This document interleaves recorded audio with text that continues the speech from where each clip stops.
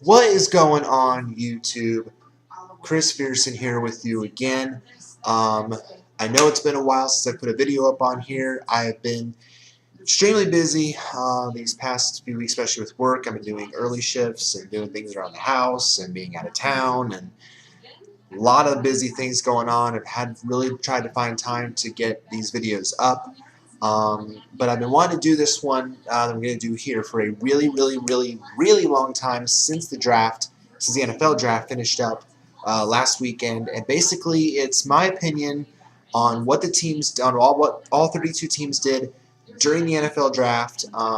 What they're able to accomplish. They fill all their needs. They not fill some of their needs. What did they gather? And basically just my thoughts on these things. What I'm basically going to do, first off, is I'm just going to break down the draft classes. I'm just going to basically look at each team, just my thoughts, my takeaway from what they did, and then we're going to analyze each team's depth charts, and kind of look at what they gathered through free agency and what now their situation looks like going forward this season. Now, because that mostly my channel is really, when the NFL season starts, dedicated to fantasy football, as you guys know with the stock report, most of this is going to focus on, at least when it comes to depth charts, focusing on the offensive players, the guys that are really going to make our teams strong and always have been strong throughout the years. So we're talking like the quarterbacks, the running backs, the wideouts, the tight ends. But the defenses will still play a big role, of course, because they're together in scoring, defense and special teams, remember. So that's going to be, though, the skill guys be the major focus of at least the depth chart portion of this video. But also, again, I'm going to talk about the draft classes and what the teams did with their selections as well. And again, I've been wanting to do this video ever since the draft. I just really had time to do it. I had to do a lot of researching. I had to look at all the draft picks, the breakdown on these guys, their numbers, their prognostications. This was a big project, so I really had to put a lot together to get this going. Then I had to look, find the depth charts out there. So a lot really to look at here with this video. Now, for those of you who are also watchers of the Plugged In weekly video, the video game chart series, I also plan to do that video at some point. No guarantees that will be tonight because, again, I've had to push this video back, and so I thought about doing both videos tonight, but it's going to be really tight because, again, I got to go into work early tomorrow. I've had to go into work early shifts like the last few weeks, so I get to enjoy my evenings, but I don't get much sleep, and I got to go in early the next day. So and then next month's going to be crazy because my department is getting like a complete overhaul, a redo. So they're going to add more hours in June. So it's going to be even crazier in June getting some of these videos up on time because the hours are going to increase. So just bear with me in the meantime. I know some of you are avid watchers of the videos, and I appreciate that. But just bear with me on some of these. It might not be, when I say, again, schedule always tends to change. So just bear with me on that in the meantime. And again, I always let you guys know on the discussion page on my channel if anything ever were to change.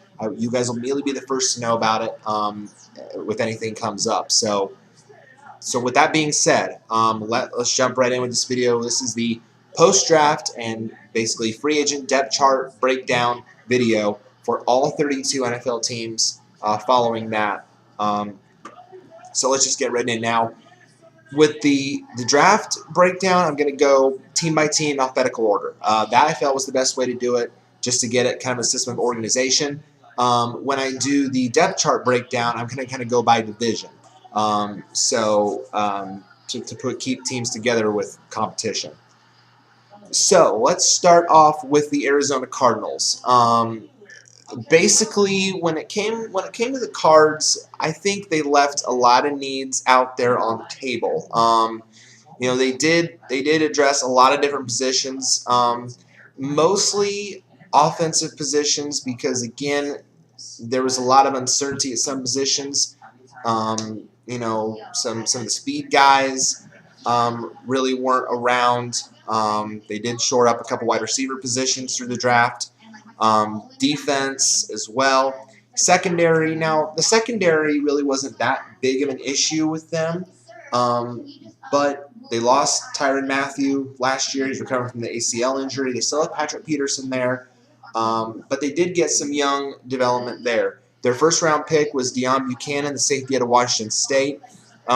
He's rated as an impact safety with a lot of size. Bigger and faster than a guy like a HaHa Clinton Dix was drafted earlier in the round, or a Calvin Pryor out of Louisville. So the secondary, I think, is just going to get better in Arizona with this pick of Buchanan. They did need corner help as well. They didn't really address that a whole lot. They also need help on the O-line, some linebackers. They didn't really address that, but they did. But sometimes in the draft, you're also picking guys of need. And on NFL.com, and I looked at the fan grades that were given by the fans, and the fans gave the Cardinals draft a B, so they weren't totally disappointed in this draft. I really liked their second-round pick, Troy Nicholas, a tight end out of Notre Dame. I really liked this guy. I mean, I watch a lot of Notre Dame games because the Big Ten, where I'm living in Big Ten country, they tend to play Notre Dame a lot, though it might not happen in the foreseeable future. But I watch a lot of Notre Dame tape, and this guy, he's a 270-pound guy, but he moves better than a lot of people think that he does. He came, and really, when he came to Notre Dame, he didn't really come as a tight end. He was a highly recruited, actually, an outside linebacker, so that makes him a very good blocker as well. He's good on short routes, good on intermediate pass routes, but he's not like quick.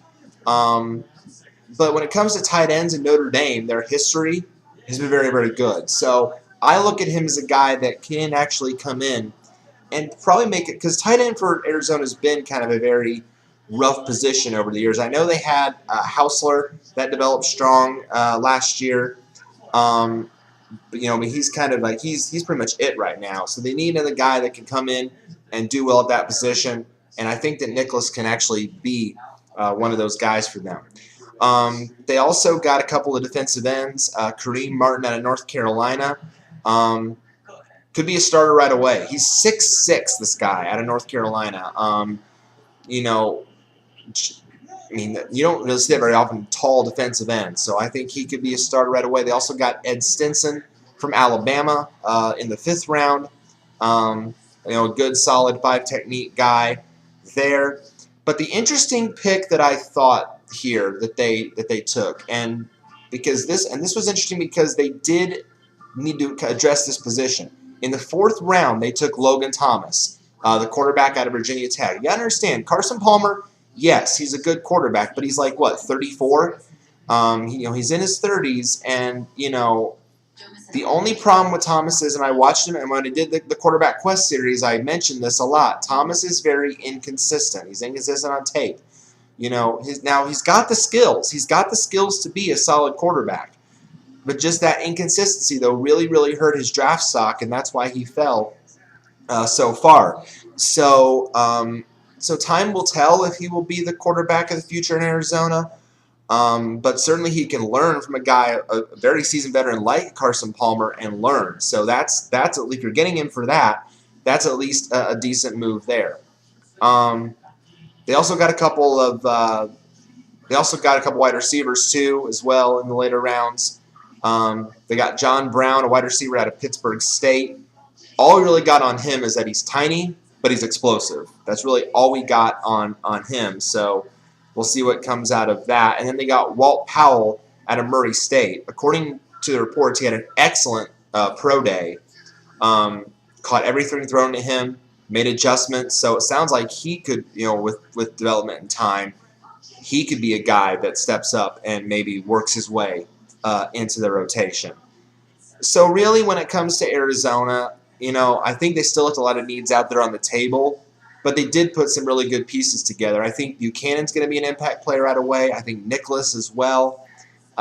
Maybe Martin out of North Carolina. I think those 3 at least are going to make quick impacts.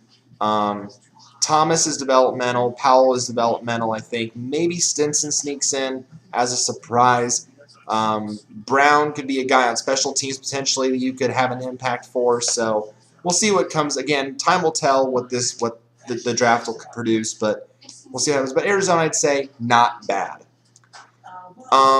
When it comes to Atlanta, the only real thing that Atlanta left out on the table is the tight end position. They, now that Tony Gonzalez, is officially gone, who now is going to play the tight end position? They didn't get a young guy to come in and replace him unless they address that later on down the road.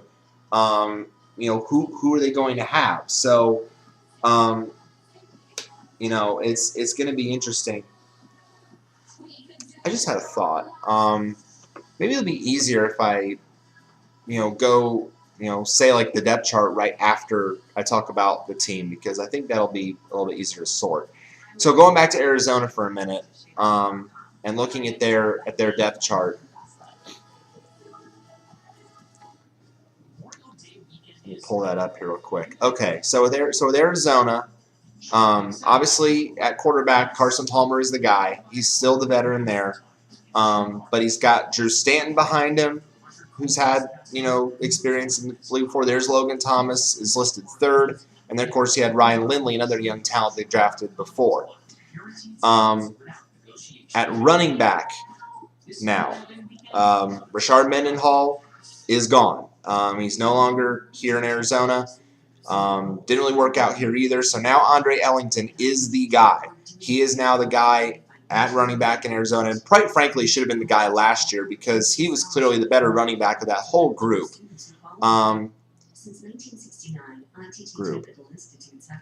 They also got Stephon Taylor. I think they probably got him in free agency, I think. That sounds like a guy they got in free agency, unless he's a former draft pick. Because he sounds like a young guy.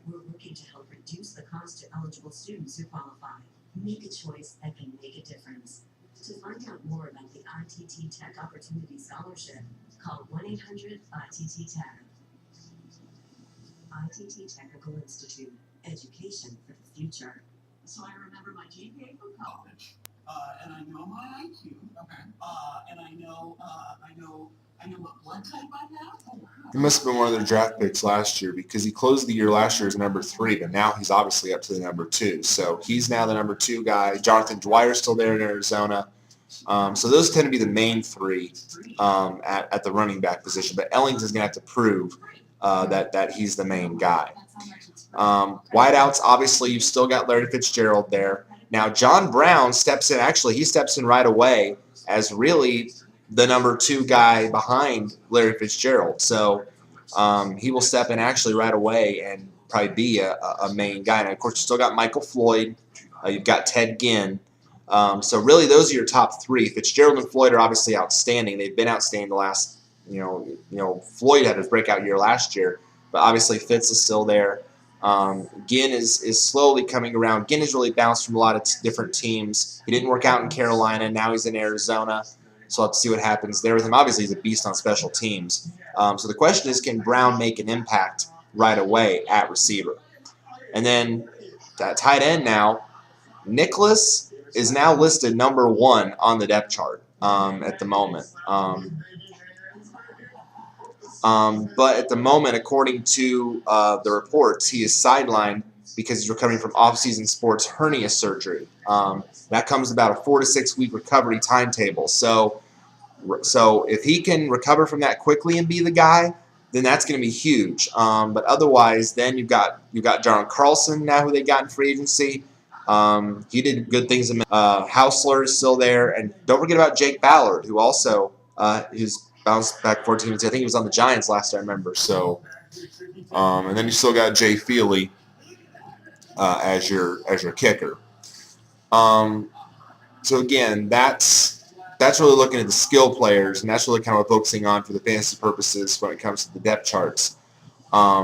But I think when it comes to those defensive guys, if I could just talk about that with Arizona, again, I think Buchanan's going to step in right away. Maybe Kareem Martin, and I think Martin could actually be a starter, and then maybe Stinson steps in and does some different things. All right, so now let's talk about Atlanta. Again, they didn't address the tight end need So now, again, if I pull up their depth chart, it makes me wonder, again, who do the Falcons have at tight end right now? It just kind of makes me wonder what they have right now, since they didn't address it in the draft. Right now, you're looking at their tight ends. Their starter right now is Levine Tololo. I mean, seriously, that So I don't know. I frankly haven't seen anything much on the guy. I've never even rarely seen him play. So not sure about him. Mickey Schuler, Andrew Zerba, Bear Pasco, and Jacob Peterson. So these must be young guys, because some of these guys I've never even heard of. But Atlanta, looking at their draft, definitely addressed a lot of needs. Obviously, getting Jake Matthews in the first round was a huge steal for Atlanta. The offensive tackle out of Texas A&M. I mean, hello. Bless me. You were on the line with Johnny Manziel at Texas A&M. I mean, that's awesome. Plus the lineage. I mean, his dad is in the Pro Football Hall of Fame. Clay Matthews plays for the Packers. I mean, Casey Matthews is on the Eagles. I mean, he's going to be, I think, a starter right away. So his pass protection's amazing. He's going to be great from the start. I also like their second-round choice, and they got a couple Big Ten guys. In fact, Atlanta, I think, drafted three Big Ten guys.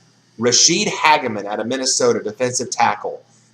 That guy is a stud. I mean, now the issue with him was a lack of consistency. That kind of pushed him the second day, but you got a first-round talent in this guy. So they're now getting bigger and stronger as a whole. I think he was really special on that line. I think he's going to be a first-day impact for them as well. Third round, they got Desmond Southward, the safety out of Wisconsin. Quick, like a 4.38 at the 40, so very impressive there.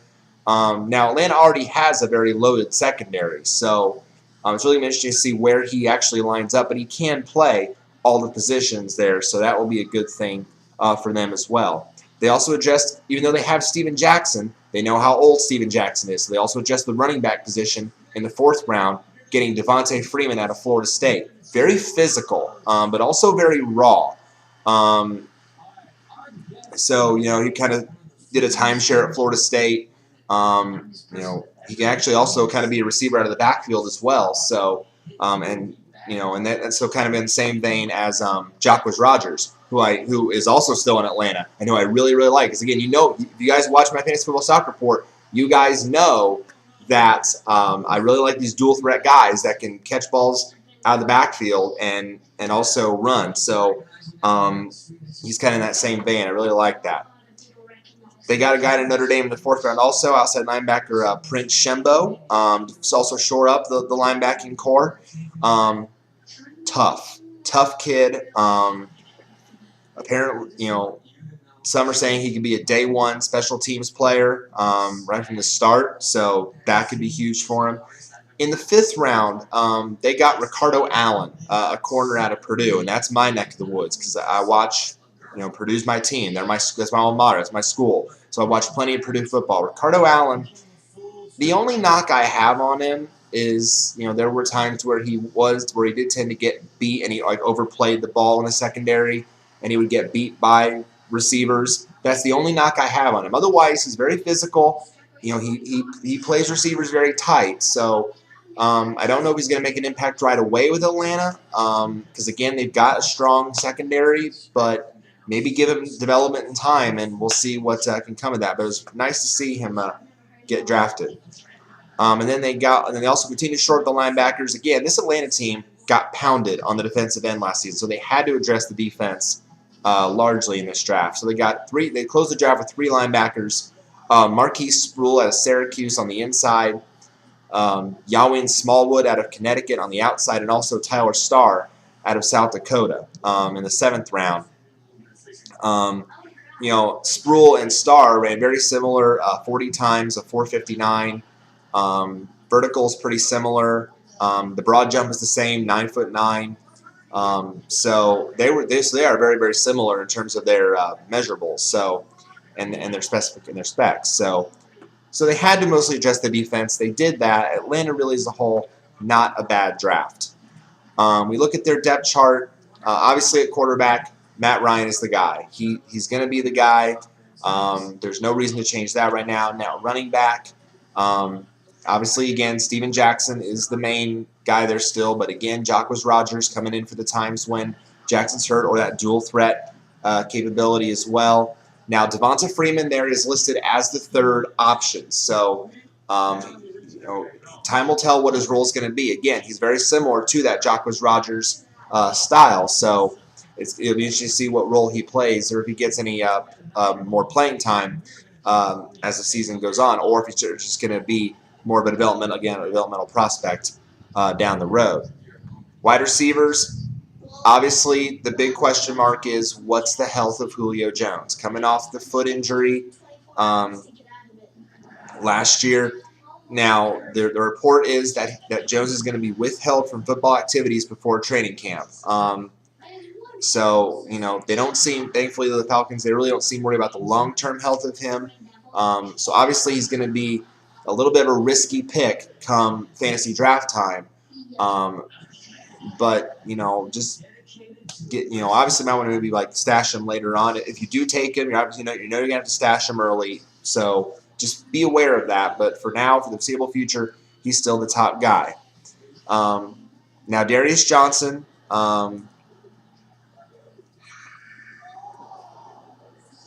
Okay, I guess that's not a pick. It must be a free agent guy. So then really behind him, you don't have a whole lot of options. Obviously, you still have Roddy White. You still have Harry Douglas there. Drew Davis came on a little bit last season when things got tight. Now, they also got Devin Hester from Chicago. So that's an interesting add as well. Now, clearly, Hester mostly is going to be a special teams guy, obviously, because that's been his MO for the last several years. But who knows? Again, if Jones is out for a while and they need another guy to step in and be there, maybe he could be the next guy that steps up and fills in. And I mentioned again the tight ends. Again, why didn't they address that in free agency? Why didn't they address it in the draft? It leaves me scratching my head a little bit as to why they didn't address that. So I was kind of confused with that. And their kicker is still Matt Bryant, still one of the best legs in the game. Okay, moving on now to the Baltimore Ravens. I was really impressed with Baltimore's draft, especially in the early going. They filled, according to reports, they filled all the needs that they needed to fill, which was really good. Now, the fans only gave them a B. If it were me, I would have given them an A-, because you think about what they got with these first few picks. C.J. Mosley of Alabama. Hello. Ravens are like linebacker you. Am I not right in that? I mean, he's so solid. Now there was concerns with Mosley's shoulder issues, but by every team he's medically cleared. This is a typical Ravens pick, so he's going to make an impact right away. He's going to be a stalwart on that line. C.J. Mosley is going to be very, very strong for Baltimore. Timmy Jernigan out of Florida State, a second-round choice, a nose tackle. And again, they just keep getting more stout with these picks, and these guys are going to be impact players right away.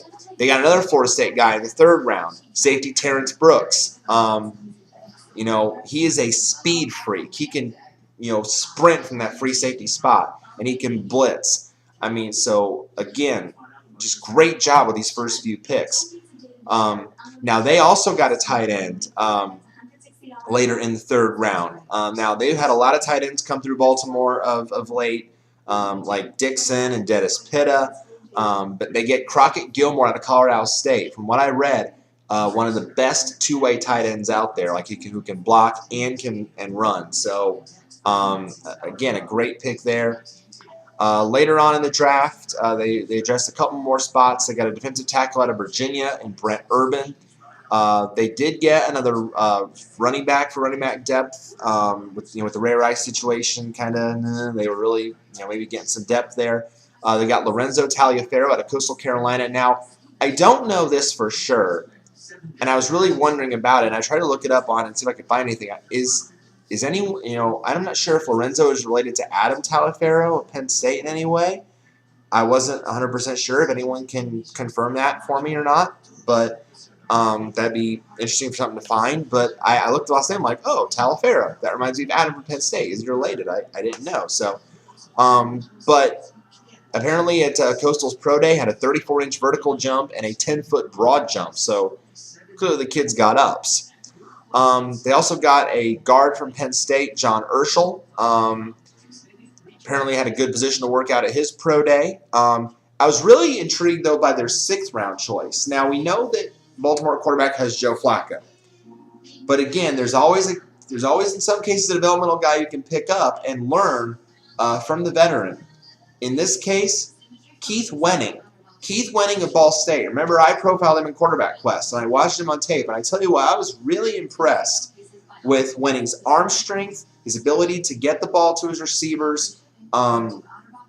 He put up tons of records at Ball State. He probably holds, I think, every quarterback record now at Ball State.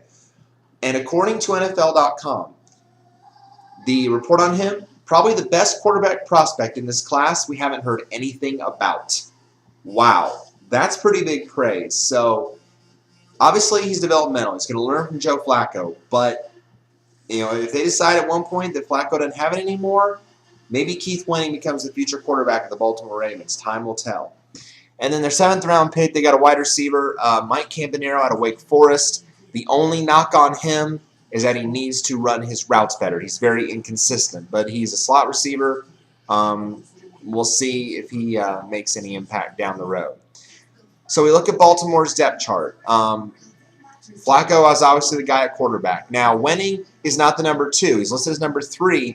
Also, because don't forget they also have Tyrod Taylor still on that roster. So Taylor's still the backup. Wenning's probably going to battle with him in camp for that number 2 spot as well. Ray Rice is still listed as the top running back. Now, again, there was, I think, the whole thing in the offseason with him.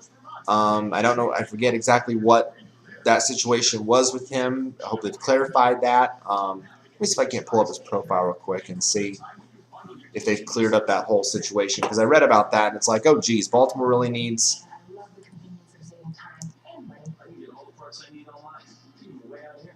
Okay. Oh, yeah, it was the assault situation. Yes. Okay. Actually, this is updated today, so this is good for us to talk about.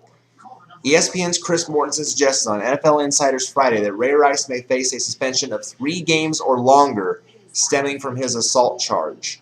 So that's why they drafted Talaferro in the 4th round, and then they signed Justin Forsett through free agency. So, so that's going to be so again, another dicey first round or dicey fantasy pick, not first round, but dicey pick with Ray Rice because of this situation that is lingering over him. So yes, he's listed as a starter for now, but again, if the suspension does come down, Bernard Pierce then immediately steps into the lead role as the lead back. After an unimpressive year last year, he could be the guy that steps in. So you've got him, you've got Justin Forsett now who they signed, you've got Talaferro there, you've also got Sierra Woods still there. So it looks like, again, Pierce would be the guy if Rice were to miss time. But just keep an eye on that whole situation going forward as well. Wideouts, Torrey Smith obviously is still the main guy there in Baltimore, the main threat. You've also got Jacoby Jones there as well. Now, they signed Steve Smith, and I think that's a really interesting addition because, again, he was really starting to kind of hit his peak. He hit his peak for a long time, but now he's starting to really kind of drop off in Carolina a bit. It'll be interesting to see what he does with Flacco in Baltimore. I'm really interested to see what happens there. You've also got Marlon Brown, who had a nice year last year as well. So really, those are your 4 main guys. Smith, the 2 Smiths now, Torrey and Steve, Jacoby Jones, and Marlon Brown. Those 4, I think, are going to make quick impacts right away as well. Now, your tight ends, Pitta, and Dennis Pitta is still the main tight end there. Now, Ed Dixon is no longer on the roster. Now, they signed Owen Daniels from Houston, So they brought him in now. So now he is listed as the number 2. And then you've got the draft pick Gilmore listed as the number 3. So that will be an interesting battle as well. But for now, Pitta is still the main guy in Baltimore. And then Justin Tucker, again, one of the best kickers in the league, in my opinion, is still the number 1 kicker in Baltimore. But for the defensive side, Mosley's going to make a quick impact. Jernigan's going to make an impact. I think Brooks at safety is going to make a quick impact. After that, it's really mostly offense, but it's all developmental guys. So those first 3 picks, you could see them on starting right away. Buffalo Bills. Buffalo, they had a couple needs they left out there on the table. The big one, really, again, was tight end. And because now, while they still have Scott Chandler, and he mainly is still the guy, he's really been inconsistent. He hasn't been in terms of fantasy, he's not been a reliable, consistent fantasy option. He's very hit or miss. He's very touchdown heavy. If he scores touchdowns a week, he's a good player. And then he'll disappear some other week and not be that good. So that was a big issue as well. They also could have used a safety, but they did get a corner, so maybe he will fill both positions. But obviously the best pick of them was the first pick. When they moved up, they traded with Cleveland, and they got Sammy Watkins out of Clemson. Oh my gosh! You want to talk about a player that makes plays with a weapon, and they got it with Sammy Watkins. I think he is going to be an immediate impact. Now the thing of it is that Sammy Watkins, you hope, is going to make E.J. Manuel better. That's what we're hoping for with this selection. You're hoping that he is going to make E.J. Manuel a better quarterback. Buffalo had so many issues at quarterback last year. Manuel was hurt. Then they played Jeff Toole. That didn't work. Then they played Thad Lewis, and there were so many different quarterbacks last year. It was almost like Cleveland. But, well, okay, bad joke. Not quite like Cleveland, but they played a lot of quarterbacks. But with Manuel healthy again, clearly I think Sammy Watkins is going to make E.J. Manuel better. So they get the top wide out. Didn't want him to fall. Didn't think he was going to be there at number 9, obviously, so they moved up to get him. Great move by the Buffalo Bills. Their second-round pick also helps on the offensive line. Cyrus Kuendijo out of Alabama. I didn't think he was going to be there at that point in the draft, but this was their other major need on the board. Got a great offensive tackle to provide protection to E.J. Manuel. Big, powerful. Some have compared him to like Phil Loadholt from Minnesota. Pass protection is amazing. So this was another great pick for Buffalo with this selection. Third round, they got Preston Brown, linebacker out of Louisville. Again, a strong inside presence, so they shore up that side of the line with that pick. Then in the fourth round, they addressed that secondary. They got Ross Cockrell, a cornerback out of Duke. You're thinking, Duke? Yes, Duke. Duke is actually starting to get really good in college football. His pros are his length, his intangibles off the charts, smart, very, instinctive, tough. So certainly when a team needing help in the secondary, Cockrell could come in and give them what they need in that position. And then in the later rounds, they continue to address the offensive side along with they also got a linebacker. They got Cyril Richardson, the offensive guard out of Baylor in the 5th round.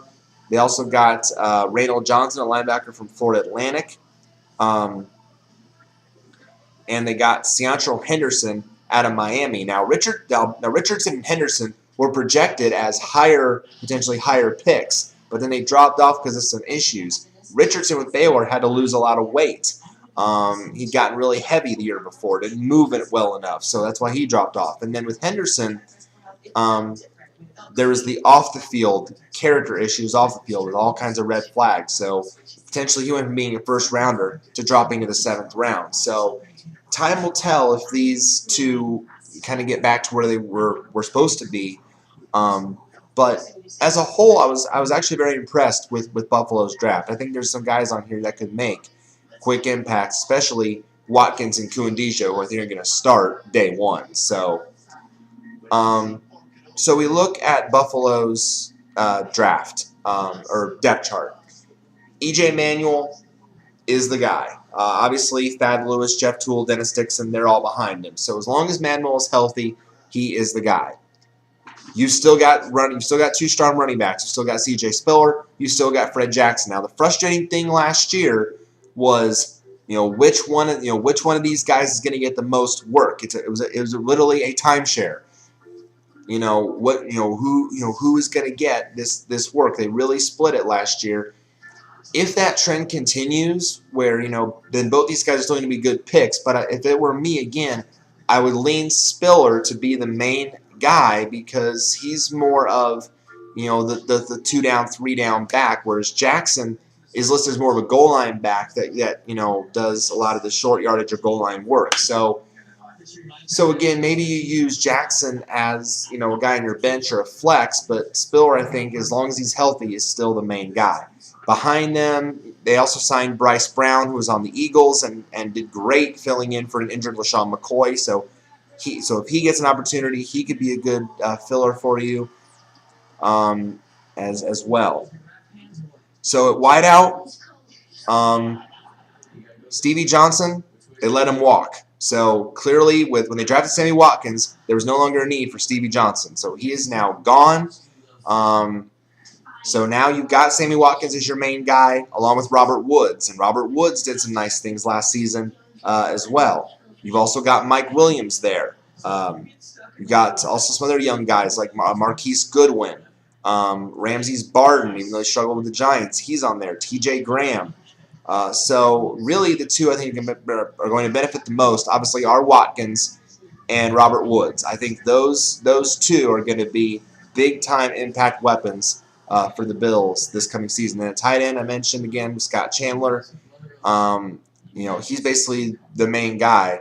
The only other name I recognize in this roster is Tony Moeaki, who struggled in Kansas City. He's listed the 4th tight end behind Chris Gregg and Lee Smith. And then your kicker, they got Dan Carpenter, the former Dolphin, who was replaced by Caleb Sturgis. They now have brought him in to be the kicker. And Carpenter's got a big leg, so he could be a potential really strong option for Buffalo as well. So as a whole, I think Buffalo did really, really well. Obviously, I think Watkins is going to be a star in this league. As long as EJ Manuel gets him the football, I think he's going to be very, very strong. And I also like Kumandijo as well. Carolina. Carolina filled all their needs. Didn't have a whole lot of draft picks to work with, but I love their first 2 picks. Kelvin Benjamin, the wideout out of Florida State. Remember, they just lost Steve Smith, so they and really didn't have much behind that. So they needed a guy to come in and be a starter for them right away, and Kelvin Benjamin is that guy. 6'5", 240, long arms. But he really only had 1 strong year of college production. And, when that happens, there's been some previous names that have not done well in that vein. Guys like Stephen Hill, Greg Little, Anthony Gonzalez from Ohio State went to the Colts and struggled. So just keep that in mind when you look at a Kelvin Benjamin. But he's got Cam Newton to throw to him, so that might not hurt. Second round, they got Coney Ealy, defensive end out of Missouri. Great value pick. I mean, this guy, when Michael Sam was drawing double teams and getting all the attention, Coney Ealy was making big plays for the Missouri Tigers. Was thought to be a first rounder. But as people watched more tape on him, they tended to find a lack of consistency. So that was his big issue. But I think the Panthers really have, always are a strong defensive team. They got stronger last season, and that's only going to make them better on that side of the football. Then in the later rounds, 3rd round, they got Try Turner, a guard out of LSU, to shore up that offensive line. Many thought they would have been helped by waiting another year, though. Maybe came out a year too early. 4th round, they stayed in state, got Trey Boston, a safety out of North Carolina. Brings a lot of energy. So it seems like he's going to be a really good fit for their defense. And then in the later rounds, in rounds 5 and 6, they got a corner out of San Jose State, Benet Benwicare. And they got Tyler Gaffney in round 6, which I found really interesting a team that has a lot of questions at running back. They had D'Angelo Williams, had Jonathan Stewart. Then they get Gaffney, and what isn't really a great back like a Toby Gerhardt at Stanford, but he had his share of moments. So certainly I think he could be a developmental type there for the Panthers as well. So certainly in this group, a couple good picks that I think could make quick impacts, but mostly, again, developmental guys that are going to move on as time goes on. So if we look at the Panthers depth chart,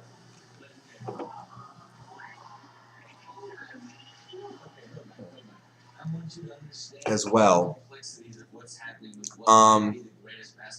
Obviously, Cam's quarterback. Health not a concern. There was the walking boot issue, but right now it's not an issue, so he's going to be the guy going forward. They still have D'Angelo Williams. They still have Jonathan Stewart. So clearly right now they're the two main backs, and again, this is a timeshare that's kind of frustrating when you're talking about fantasy. But again, if it were me, you got Mike Tolbert as your goal line back. So again, there's that frustration. But then you've got Gaffney listed as the fourth running back, and you've also got Kenyon Barner, another young guy, the guy out of Oregon, as well. So that's something that's interesting. But again, these are going to be your two main guys. I think Williams is probably the safer option of the two, but certainly there are times that Stewart can make an impact too. Williams' health is always an issue. That's why Stewart jumps in. Of course, he's also had health issues, so just keep an eye on Carolina's running backs. That's really all I'm going to say about that. Now, Kelvin Benjamin is listed as a number one wide receiver. No shocker there. Again, you just got rid of Steve Smith, so someone's got to step in and be the main guy. The Panthers finally, thank goodness, got rid of Brandon LaFell. He did, as you guys know, he's my major hair puller. He did nothing in Carolina, except he had a few breakout games with a touchdown. And that freaky week where he had 2 touchdowns in one game. But other than that, he was always frustrating. So he's gone. They brought in Jericho Cotchery to be their number 2. He did some nice things with the Jets. So it'll be interesting to see what he's going to bring to the table in Carolina. You've also got Jason Avant still there. Polaris is coming along. He had a few hit-and-miss moments last season. They also got Tequan Underwood, little-known guy. Marvin McNutt out of Iowa. I remember him playing at Iowa, so they've also got him now worked in. But it looks like Benjamin and Cotchery are going to be your main 2. Maybe Avant as a desperate number 3, or even Polaris possibly as well.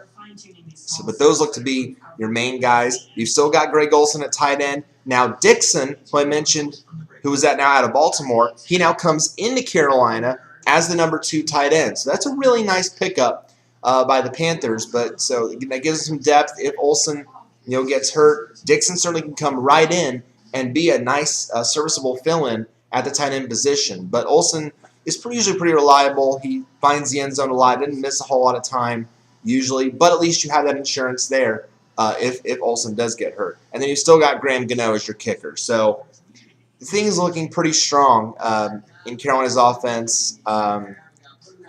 Draft-wise, I think they did really well. Again, Benjamin's going to be in right away. I think Ely could be a starter right away. Maybe Boston breaks into the secondary. We'll see what happens, again, as time goes on. Chicago. The Chicago Bears. Oh, my gosh. This is one of my favorite drafts. I think they hit home runs on a lot of these positions. They filled all their needs. Fan grade, B. Heck no. This is an A. I mean, Chicago, some of these guys can be starters right away. First round pick, Kyle Fuller, corner, Virginia Tech. You want to talk about, again, another lineage like the Matthews family? His older brother was in the NFL. Corey Fuller is on the Lions. Played with his younger brother, Kendall. A lot of people were saying this guy was the most NFL-ready cornerback they'd seen on tape. Right away, can play nickel corner. So this guy is going to be huge in that Bears secondary.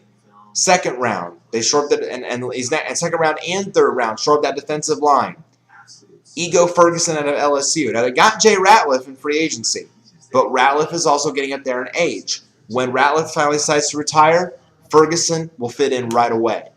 Will Sutton out of Arizona State. Oh my gosh. Watch this guy play many a time.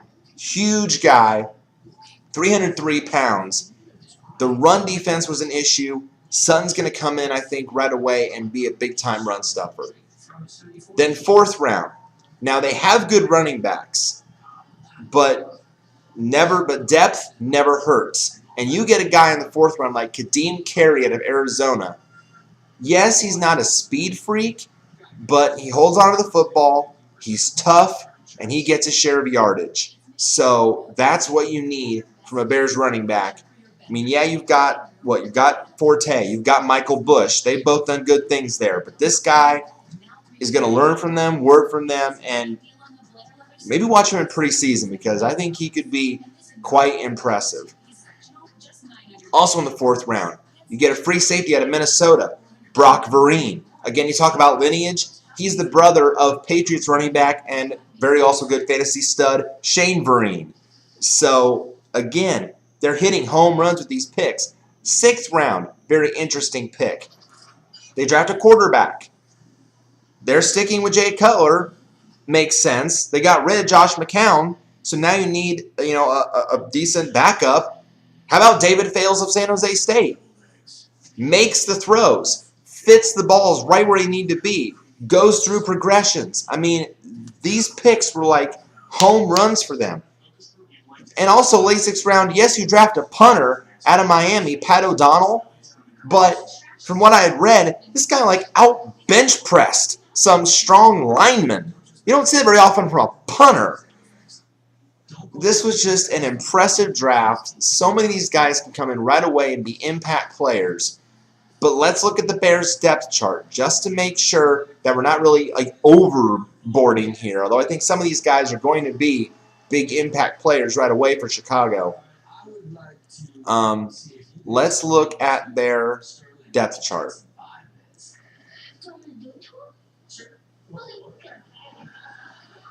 Obviously, Cutler's their guy at quarterback. Now, they also have Jordan Palmer below him. So Fales is not the immediate backup. He's certainly in the discussion if he can outperform him in training camp. But right now, as long as Cutler's healthy, he's the guy. Now, actually, they got rid of Michael Bush. So he was on the team last year and did fill in very well before Matt Forte, but now he's gone. So right now, Kadeem Carey is listed as the number 2 running back in Chicago. Ho, ho, ho. That's huge. And Matt Forte's not healthy. Carey is going to be a very serviceable fill-in, let me tell you. So he's listed as the guy right now. So then behind Carey, you've got Michael Ford, Sean Drone, and interesting, Jordan Lynch. This was a guy that in Northern Illinois played 4 years as quarterback, but they signed him in free agent as an undrafted free agent to be a running back.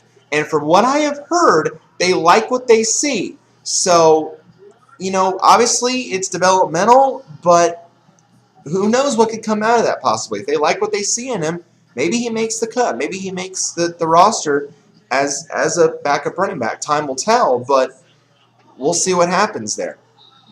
Then at wideouts, obviously your top 2, and these are your surefire guys. Brandon Marshall, Alshon Jeffrey. I mean, those 2 are going to be early draft picks this year. You know it. I know it. We all know it. They've been outstanding. They're outstanding last year. The Chicago offense is strong. We know that. Now, their 3rd wide receiver is listed as Marquise Wilson. So, really, again, after that, it's a pretty big drop-off. Now, they also got Josh Morgan. They got Dominique Hickson from the Giants. So, again, a couple guys behind him that might make minor impacts. But, again, mainly when you look at wide receiver, your 2 guys are going to be BM, Mr. Marsh, and Mr. Jeffrey. I mean, that's pretty well obvious. Now, at tight end, you've still got Martellus Bennett. You still got him, again, as your main guy in Chicago. Really, behind them, not a whole lot. Of course, Dante Rosario is there to back him up. But after that, not really much after that. And, of course, Robbie Gould, again, still one of the most reliable kickers in the NFL. Well, getting up there in age, but still can boot it pretty far. Very strong. Chicago, again, we know they're going to be good. And their draft, to me, hit a home run. Looking now at Cincinnati. Cincinnati did a pretty good job filling a lot of their needs as well. Their first-round pick, Darqueze Dennard, the cornerback out of Michigan State, fell to 24, and not a lot of people expected him to be there. But, you know, he fits. He fits their defensive style, and I think he's going to make a big impact in their secondary as well. Second round, they go running back. That's really interesting because, again, you've got Giovanni Bernard there as the main guy there. Do they still have Green Ellis? That was another tandem that worked really well last year with Ben Jarvis, Green Ellis, and Giovanni Bernard. And again, I love Gio Bernard. Yeah, they still have him. But actually on the depth chart, this is interesting to note looking at this depth chart. They have Jeremy Hill above Ben Jarvis, Green Ellis. They have him listed as second on the depth chart. That's interesting. That's very interesting to know that they have, and they have him as their goal line back. So that's really interesting that he's in that position. So apparently they really liked what they see in Jeremy Hill. Working well with Giovanni Bernard, that's a pretty good 1-2 tandem. And then Green Ellis still could be your goal line guy potentially as well. Third round is short of the defense. They got Will Clark out of West Virginia. Fourth round got a center out of North Carolina, Russell Bodine. Then their fifth round pick, getting quarterback depth again. They have Andy Dalton, but they draft A.J. McCarron out of Alabama in the fifth round. This guy has been a winner. I mean, but the question is in Cincinnati, the question is Dalton is 0-3 in the playoffs. When that rookie contract is due, is he worth a bigger contract? McCarron's got the capabilities. He's got starter potential if they don't have any more further faith in Andy Dalton. So that's what you draft him for. And then later in the draft, they got an outside linebacker from Arizona and Marquise Flowers. They got James Wright, a wide receiver out of LSU, in the seventh round, along with Lavelle Westbrooks, a cornerback out of Georgia Southern. So again, we look at the Bengals depth chart. Andy Dalton is, of course, the main guy. Now behind him, they got Jason Campbell, who I think briefly started in Cleveland last year. So they've got him now as the backup, and McCarron is listed third. So that will be an interesting battle as well for the number 2 spot there as well. Then you've got Giovanni Bernard. You've got him as the top running back, as he should be. But again, Hill is listed second above Ben Jarvis, Green Ellis. So maybe you use Hill as a second back and you use Green Ellis as a goal line back. Now that won't really help fantasy purposes because then he only steals touchdowns from people. But so Green Ellis really isn't that much worth of a look anymore if Hill's going to be above him on the depth chart. Wide receivers, obviously A.J. Green is going to be a top pick in fantasy. We know this. After that, there's really not a whole lot to look at in terms of fantasy perspective for wide receivers because Mohamed Sanu hasn't panned out, plus he hasn't been healthy. Marvin Jones has only had hit-and-miss moments. Then after that, it's a big drop-off to Ryan Whalen, Dane Sansenbacher. Not a whole lot there after, A.J. Green and Marvin Jones. So that's the big issue with them. You still got the tandem at tight end. You still got Jermaine Gresham and Tyler Eifert. Again, these guys are really, hit and miss because you don't know which one is going to get touchdowns every single week. So that's something to keep an eye on as well. And your kicker is still Mike Nugent. So a lot hasn't really changed in Cincinnati. But I found it really interesting that they have Jeremy Hill higher on the depth chart than the law firm Ben Jarvis, Green Ellis. Cleveland. Lot to talk about with Cleveland for a number of different reasons. Here's the first issue we have with Cleveland.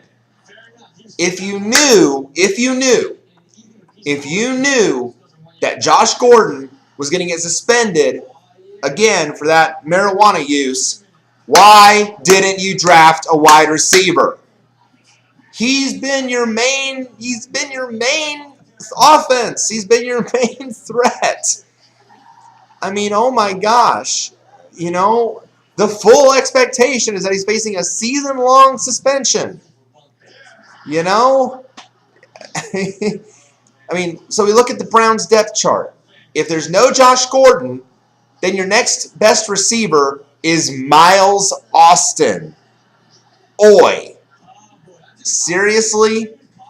That flop in Dallas? Now, I will say that they have, you know, after that, though, it's a pretty big drop-off because you've got Travis Benjamin, but he's going to be on the PUP list. You got Nate Burleson, but he's had an injury history. You know, Earl Bennett maybe could be a potential breakout because he did decent in Chicago.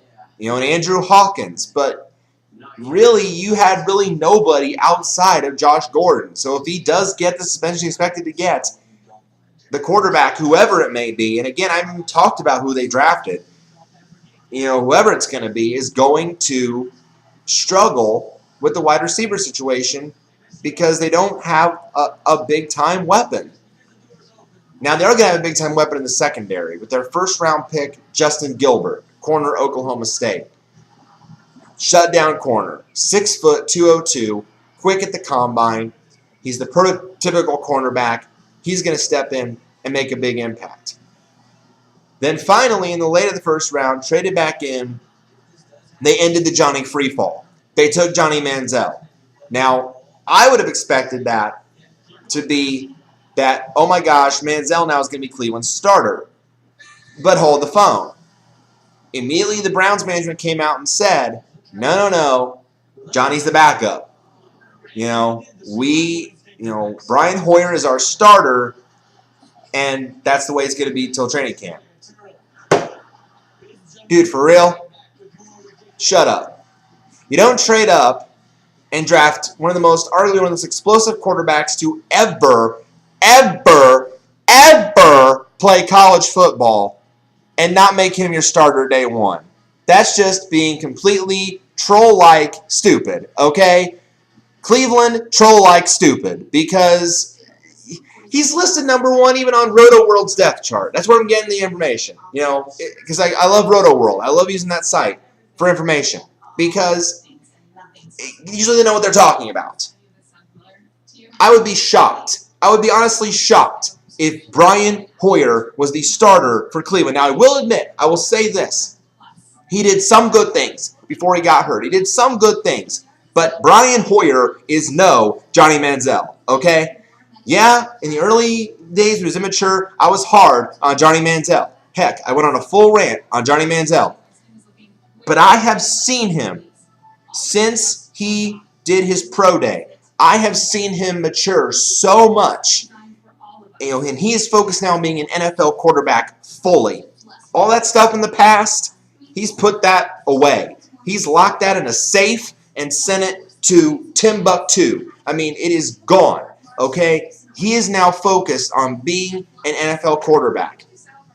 And I would just be stunned if the Browns would not make him the starter from day one. You need that explosiveness in Cleveland right now. With Josh Gordon gone, what do you have? I mean, really, what do you have? So, I don't know. You got to make him the guy. After that, they showed up the offensive line in the second round with Batonio out of Nevada. Third round, they got a linebacker out of Iowa, Christian Kirksey. And I really like their later round picks in rounds 3 and 4. Terrence West out of Towson. I watched Towson in the FCS championship game this past year. Oh my gosh, in the snow, Terrence West had an outstanding game. You know, about as good a game as one can have. He's very much compared to Carlos Hyde of Ohio State and Jeremy Hill of LSU. So, and he also catches the ball well. So I really like what I saw from Terrence West. And then fourth round, Pierre Desir, a corner out of Lindenwood. You know, another speed guy. So the Browns did a great job. But again, the only thing was they didn't draft a wideout. So they're really going to be reaching at straws at the wide receiver position. So again, I talked about quarterback, wideout, running backs. No more Willis McGahee. The Willis McGahee experiment failed. It's over. It's done. He's no longer on the roster. Ben Tate is now your top guy. And really, after what he did in Houston, filling in for Arian Foster, that's not a bad acquisition.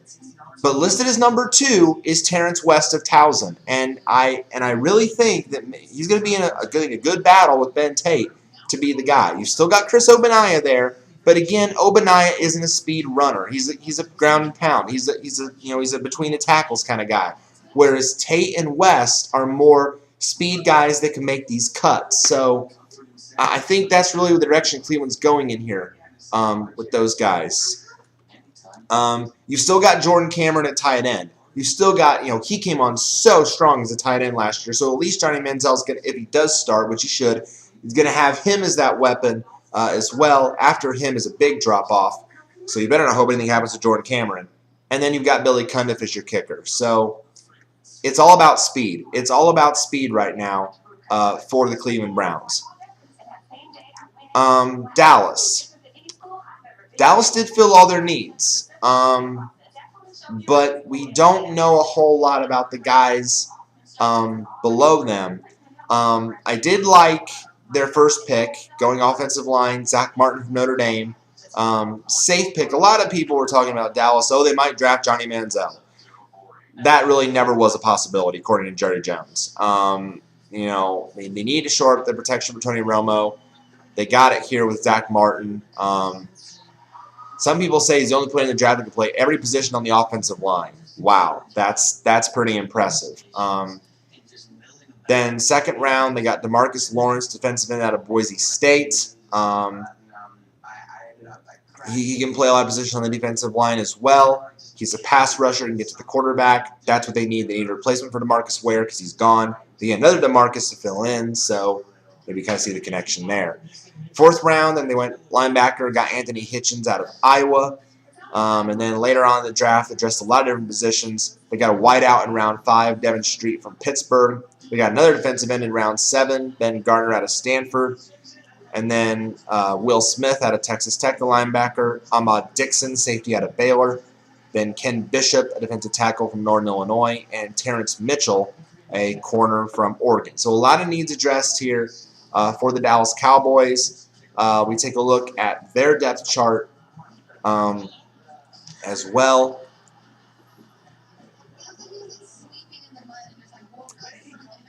Quarterback, again, Tony Romo.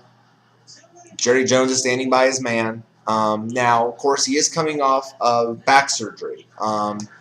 So really during next week's OTA, he's going to be on a pitch count. He's in the final stages of rehab.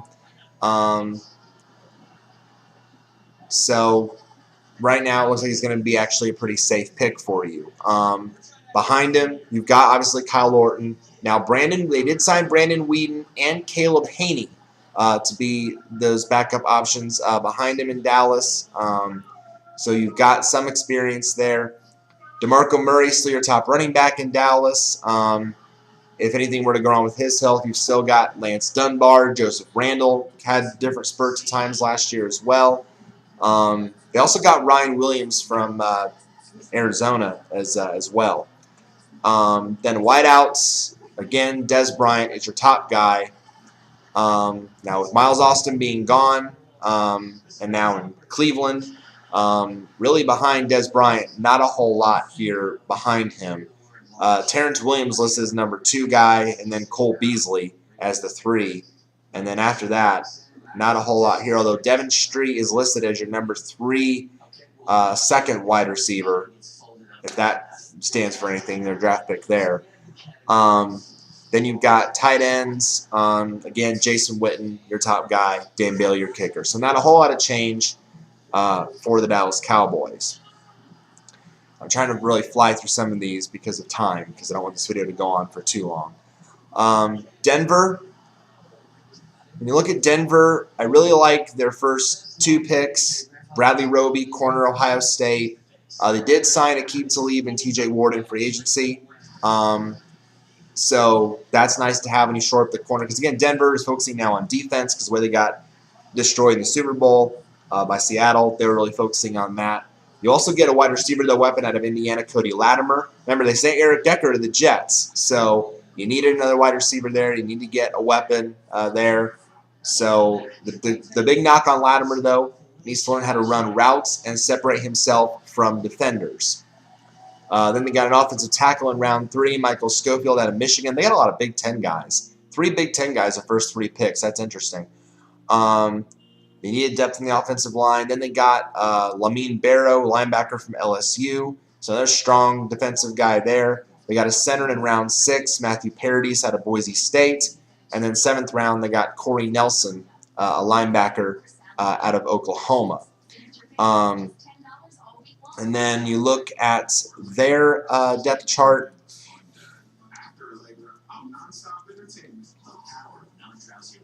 Here with Denver. Again, Peyton Manning, as long as he can keep playing, he's going to be the guy at quarterback. Now, running back is interesting because finally, and it should have been the case last year, at least in my opinion, but Monty Ball is now the #1 guy at running back. You know, he's finally it. You know, Noshawn Moreno, gone. So now Monty Ball steps in right away and now will be the guy. Now, it's also interesting that now someone else is listed above Ronnie Hillman on the depth chart.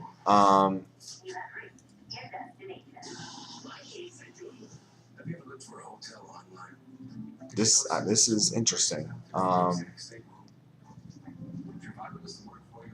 C.J. Anderson is the favorite for #2 duties after finishing last season ahead of Ronnie Hillman on the depth chart. So that is certainly interesting to note. But so he's listed now as the #2. Then you've got Hillman, and then you've got some free agent signings, Capri Bibbs and Brennan Clay. So listed there. So Monty Ball right now is looking like the main guy right now. But again, I fell for that last year, and look where that got me. Wide receivers, obviously your top 2 are Demaryius Thomas and Wes Welker. Those 2 are going to be your studs. Now, with Eric Decker gone, they signed Emmanuel Sanders from Pittsburgh to be a strong #3. So that could also be a potential where he could have a breakout year here as well. Now, you've also got Andre Caldwell. Then you've got Cody Latimer listed as the 3rd top receiver.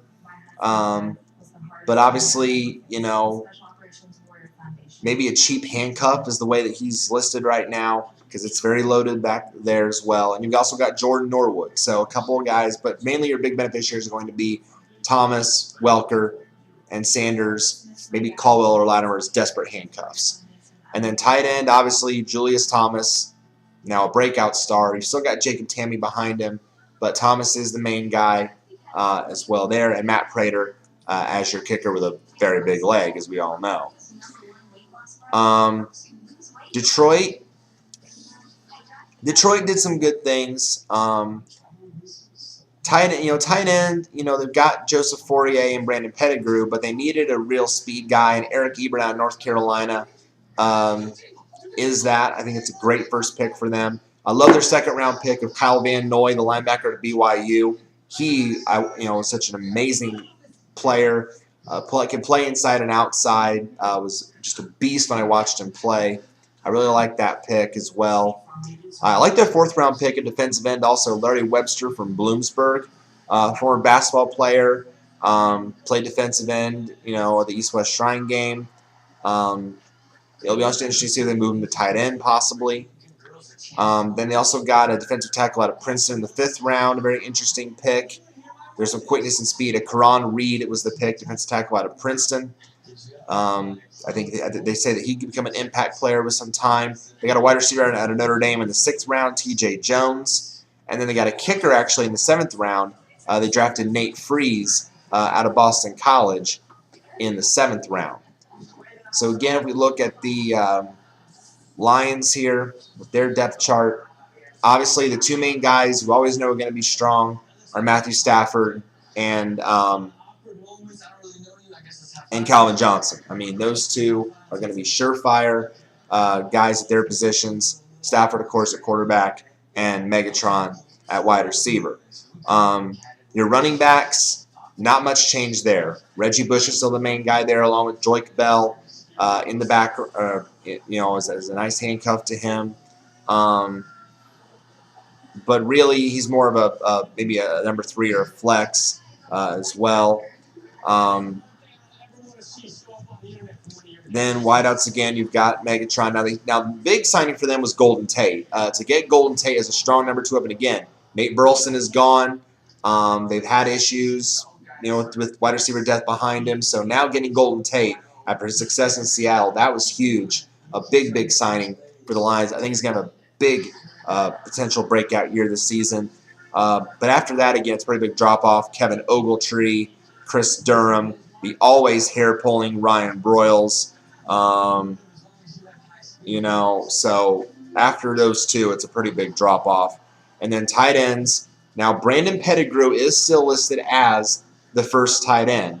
But you've got Eric Ebron listed right behind him. So maybe he gets, and then you've got Fourier. So you still got at least 3 strong tight ends, but it looks like Pettigrew is going to be the main guy. And Nate Freeze now, Jason Hansen retired, so you draft Nate Freeze to be your starting kicker. So he's going to be the guy right away from day one in Detroit.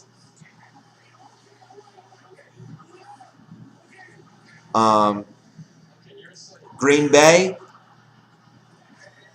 Bay's draft made some good hits. Love their first-round pick. Of course, Clinton Dix, the safety out of Alabama. They needed, ton of sense. They needed help in the secondary. That was really good for them. Got a couple wide receivers. They got Devontae Adams out of Fresno State. They lost James Jones in free agency to Oakland, so they needed help there. But they still have Jordy Nelson and Randall Cobb. But they needed a big physical wide receiver, and they got him with Adams. They also got Jared Abbrederis out of Wisconsin in the 5th round. So kind of a home state product there as well. They got a defensive tackle out of Southern Miss and Kyrie Thornton. Flies all over the field. So an energy, a motor with him to shore up the defensive line. They got a tight end in round 3, Richard Rogers, tight end out of California. I found that pick interesting. Rogers throws to Rogers. I just found that interesting. Then you've got Carl Bradford, linebacker, Arizona State as well. Then you've got a center in Corey Lindsley, cornerback Dimitri Goodson of Baylor, and then a wide receiver out of Saginaw Valley State in the 7th round, Jeff Janis. So if you look at Green Bay, again, really not a whole lot of change. Aaron Rodgers is the guy at quarterback. You've got Flynn and Tolzien behind him. Eddie Lacy is your top running back, but you've still got James Starks, Jonathan Franklin, Duwan Harris. These guys got a couple times last year when Lacy had the concussion and filled in nicely as well. You've still got John Kuhn at fullback for some goal line scores. So, again, your top 2 wideouts are Jordy Nelson and Randall Cobb. James Jones is gone. Jared Boykin filled in nicely last year when there were some injury issues. But then you've got Devontae Adams listed as a backup behind Cobb and Jared Abbrederis. So we'll see if they get any major playing time in this big loaded receiving core. But really the main 3 look to be Nelson, Cobb, and Boykin. Those 3 look to be the biggest beneficiaries there as well. Your tight end is Andrew Corliss. Now that Jermichael Finley is gone, he's going to be the main guy there as well. Richard Rogers listed as number 3 tight end, also behind Brandon Bostic. And Mason Crosby is still your kicker in Green Bay. Houston, Texans to me had a home run draft. But to me, I think they waited just a little too long on the quarterback. Because there were a lot of quarterbacks that they could have taken. They waited till like the 4th, 5th round before they drafted Tom Savage. Mute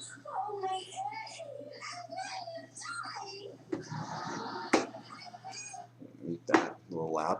But to me, I think that they just waited a little too long. But they did hit a lot of home runs. Obviously, with the first pick, Jadeveon Clowney. Need another pass rusher with J.J. Watt. So they're going to be strong on defense. right away. They needed that. They got an offensive guard in the second round for quarterback protection. Suafilo out of UCLA. Third round, tight end out of Iowa, C.J. Fedorowicz. They had to replace Owen Daniels. They're looking for a big body tight end, want a blocker who can get down the field. That's what Fedorowicz can do. They got Louis Nix out of Notre Dame, big physical nose tackle. Great pick in the third round. Then they draft Tom Savage. Is he going to start? Well, right now, according to the depth chart, he is listed second. Now, they also got Ryan Fitzpatrick from Tennessee. Yeah, Ryan in free agency. You remember, mob guy. So they got him in free agency, and now he's listed as the number 1.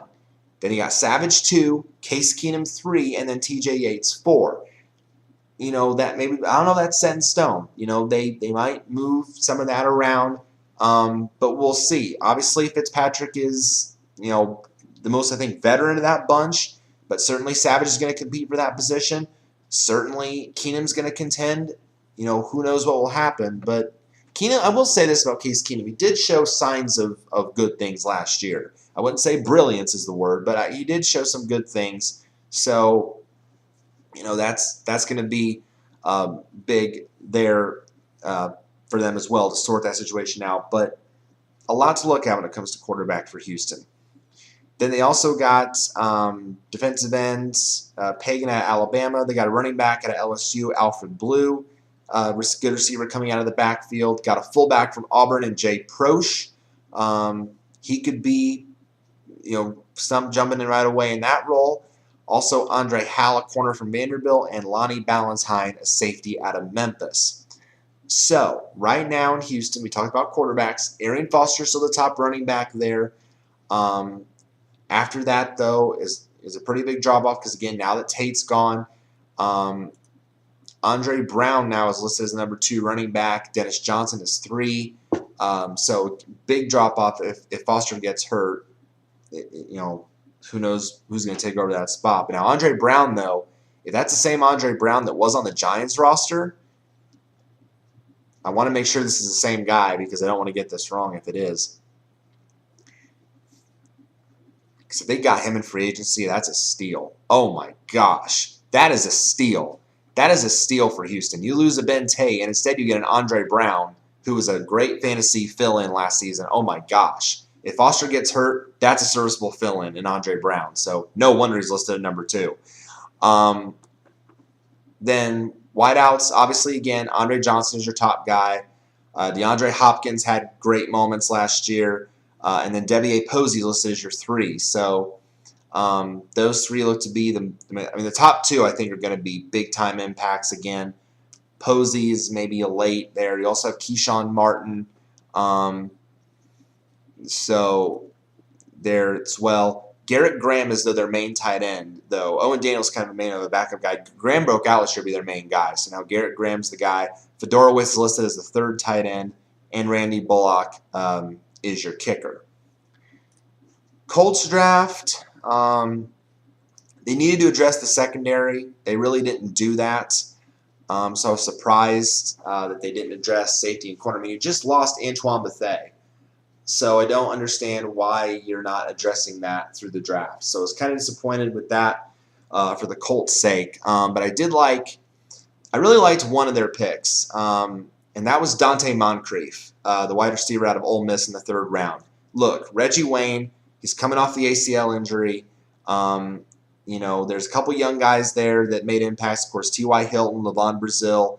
These young guys are making an impact. But I think Andrew Luck needed another young weapon. He's a height guy, weight guy, speed guy is Moncrief. He looks the part. But the big thing is, the big knock on him, route running and consistent with his hands. So that's really what they're looking for. But I think he could potentially, be one of the guys that could step in and do really well right away. Let's just see what he does from him. They shored up their offensive line with Jack Mewhort from Ohio State. They also shored up the defense with Jonathan Newsom out of Ball State and Andrew Jackson out of Western Kentucky. Now, if you look at the depth chart on the offensive side, Andrew Luck, of course, still the guy at quarterback. You got Hasselbeck and Harnish behind him. Running backs. Running back was a big, big pressing issue last year for the Colts. Trent Richardson is now listed as the first guy. He is now listed as the top spot. But you've got to beat out Ahmad Bradshaw and Vic Ballard in training camp. Bradshaw's coming off the neck surgery. Says he feels great, but not at 100% yet. Vic Ballard is coming off the knee injury. He's reportedly close to 100%. So this is going to be a really interesting training camp battle. And you've also got behind them, you've got Chris Rainey and Dan Boom Herron. So a lot of interesting dynamics in this Colts backfield. Who is going to emerge as the top guy? Certainly I think Bradshaw is going to be a goal line back. Maybe Ballard as well, or even Stanley Havili, the fullback. But it will be interesting to see who emerges from that group. Now at wideout, obviously Reggie Wayne, when healthy, is still the main guy. But they also made a big free agent signing in the offseason. When you give Andrew Luck Hakeem Nicks as a weapon, oh my gosh, that I think is also going to be a big-time tandem. I was ecstatic when I found out that the Colts signed Hakeem Nicks because that is a huge pickup for the Colts as well. And again, you still have T.Y. Hilton. These three are going to be your main source of wide receiver weaponry. Now, Levon Brazil came in at times and did flash some things last year. Derek Rogers as well. And then, of course, you've got Moncrief. And Griff Whalen had a couple flashes last year. And then you've got Moncrief. So, yes, it's a loaded situation at wide receiver. But we'll just have to see how this all fits in as things progress going forward, of how training camp works out again as well. Tight end, you still got Dwayne Allen and Kobe Fleener. Two good tight ends, but again, I think very hit or miss. Now, Fleener did a nice job when Allen was hurt last year. Fleener did some good things throughout the process of the year, but Allen's still listed as the top guy. So take that with you will with a grain of salt, but it just depends on where you see that. And then, of course, Adam Vinatieri as your kicker. Jacksonville, I was really shocked when they took Bortles number 3. I did the whole quarterback quest series, and I thought that Manziel would be the best fit for them. But maybe I'm wrong, and maybe I'm looking at the wrong thing here. Maybe they're just going for the home state guy. I don't know. So they take Blake Bortles, but again, they want Chad Henne to be the guy, which they want him to start all 16 games this year. Again, I find this very odd. You draft a young guy to be your potential quarterback, and you're not going to start him day one. So I find that really, really odd. But at least they've given us some good. I love the weapons that they got with this draft, though. Marquise Lee out of USC. Because keep in mind, Justin Blackmon is nowhere to be found. He's definitely suspended because of his stupid off-the-field actions. So you got Marquise Lee. Allen Robinson out of Penn State. Great weapons. Also at running back, Maurice Jones-Drew is no longer there. How about getting Bortles' teammate, Storm Johnson out of UCF? Oh my gosh, that's really cool. So I loved some of their selections here as well. They also got Aaron Colvin, a corner out of Oklahoma, in round 4 as well, and Telvin Smith, a Florida State linebacker, in round 5. So,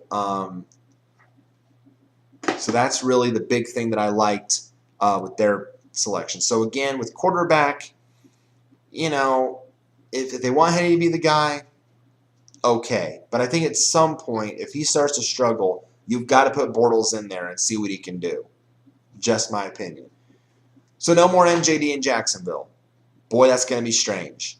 So who steps in now and becomes the guy? Well, they signed Toby Gerhart, who was Adrian Peterson's backup in Minnesota. So now he steps in and becomes the number 1 guy. Jordan Todman did some nice things last year filling in. But he's not – I don't think he has the whole speed package that you want and a guy that can really carry the load. And Gerhart definitely showed that he could do that in Minnesota when Peterson was going through some injuries. So he's the guy right now. Todman number 2. Denard Robinson is listed as 3. That's very interesting. And then you've got Storm Johnson listed at number 4. Wideouts, again, tough. No Justin Blackmon. Cecil Shorts now is pretty much the main guy. But you've got Marquise Lee, who's going to be a starter right away. He's going to have to be, along with Ace Sanders. Maybe Allen Robinson gets some looks as well. You've also got Tandon Doss now on this roster, who came over from Baltimore. So they did a couple things at this receiver position that I really like. And, again, Shorts I think is going to be a lock to be a star. Lee, I think, could potentially jump into that role. After that, it's really tough. So keep an eye on that. Mercedes Lewis is still your top tight end. Josh Scobie is still your kicker. Kansas City, another team that failed to address the wideout situation. Did they not? Did they not just ship? They got rid of McCluster. Now they still have Dwayne Bowe, but really behind him, they don't really have anybody else. Donnie Avery occasionally does some good things, but after that, they really didn't address it. They got a couple good guys. D Ford of Auburn shores up the defensive line. The big question, though, is what's his fit? That's the big thing. They got a corner in the third round out of Rice, Phillip Gaines. Maybe a developmental guy, but has starter skills. Now, in the fourth round, they did get a very good running back, DeAnthony Thomas out of Oregon, who kind of falls in the same vein as McCluster. DeAnthony Thomas certainly can fill that role. Fifth round, you get a quarterback depth. They have Alex Smith, but you got a guy that's going to compete with Tyler Bray for the number 2-3 spot, Aaron Murray out of Georgia. As long as he can rehab from his injuries, he's going to compete. So I like that pick as well. But again, besides Dwayne Bowe, who else do you have? So that was just my concern with that. So again, Alex Smith is the guy at quarterback. Murray's going to compete. Actually, maybe more for us for the number 3 position, because I also forgot you have Chase Daniel there. So Chase Daniel is still going to be the backup. But you've got Aaron Murray and Bray competing for that 3 spot. Obviously, Jamal Charles, still your strong running back. Really behind that, not a whole lot of O'Neill Davis when Charles was hurt filled in for him. You've got DeAnthony Thomas now as listed as the 4th back, and you also got Joe McKnight still there. Then I mentioned Bowe, and I mentioned Donnie Avery. Did some decent things for them last year. He's going to be a lot more than expected out of Donnie Avery this year. A.J. Jenkins listed as your 3rd wide receiver. After that, big drop-off. Junior Hemingway, Jarrell Jackson. Not a whole lot after that. Wide out for Kansas City. Anthony Fasano is now your top tight end because, again, no more Tony Moeaki. He's gone. So he's now listed as the top guy. And then Ryan Suckup is still your kicker in Kansas City. Miami had a lot of needs, especially in the offensive line after the whole scandal with Incognito and Jonathan Martin. So they did get a couple offensive tackles, which is good. They got Juwan James out of Tennessee, and they got Billy Turner from North Dakota State. Both guys shown a lot of potential. James, I think, is going to be a starter right away. Turner, we'll have to wait and see what happens with him. They also got Jarvis Landry, a wideout from LSU. Going to get a good opportunity, I think, in Miami because Ryan Tannehill, he needs weapons. He needs weapons in Miami. Doesn't have a whole lot of them there. They also got a great corner in round 4. I liked this pick in round 4. Walt Aikens out of Liberty. Get this. This is an interesting factoid. At Liberty's Pro Day, they were 20-plus teams, and they all wanted to get a look at this guy. He's got size, speed, a 4.49 40. Yikes. So really good there. Later rounds, they also got a tight end, Arthur Lynch out of Georgia. Got a linebacker, Jordan Tripp out of Montana. Then another wideout in round 6, Matt Hazel out of Coastal Carolina. And a defensive end from Marist, interesting to know. First player drafted from Marist, Terrence Feedy, in round number 7. So if we look at Miami, if you look at their depth chart,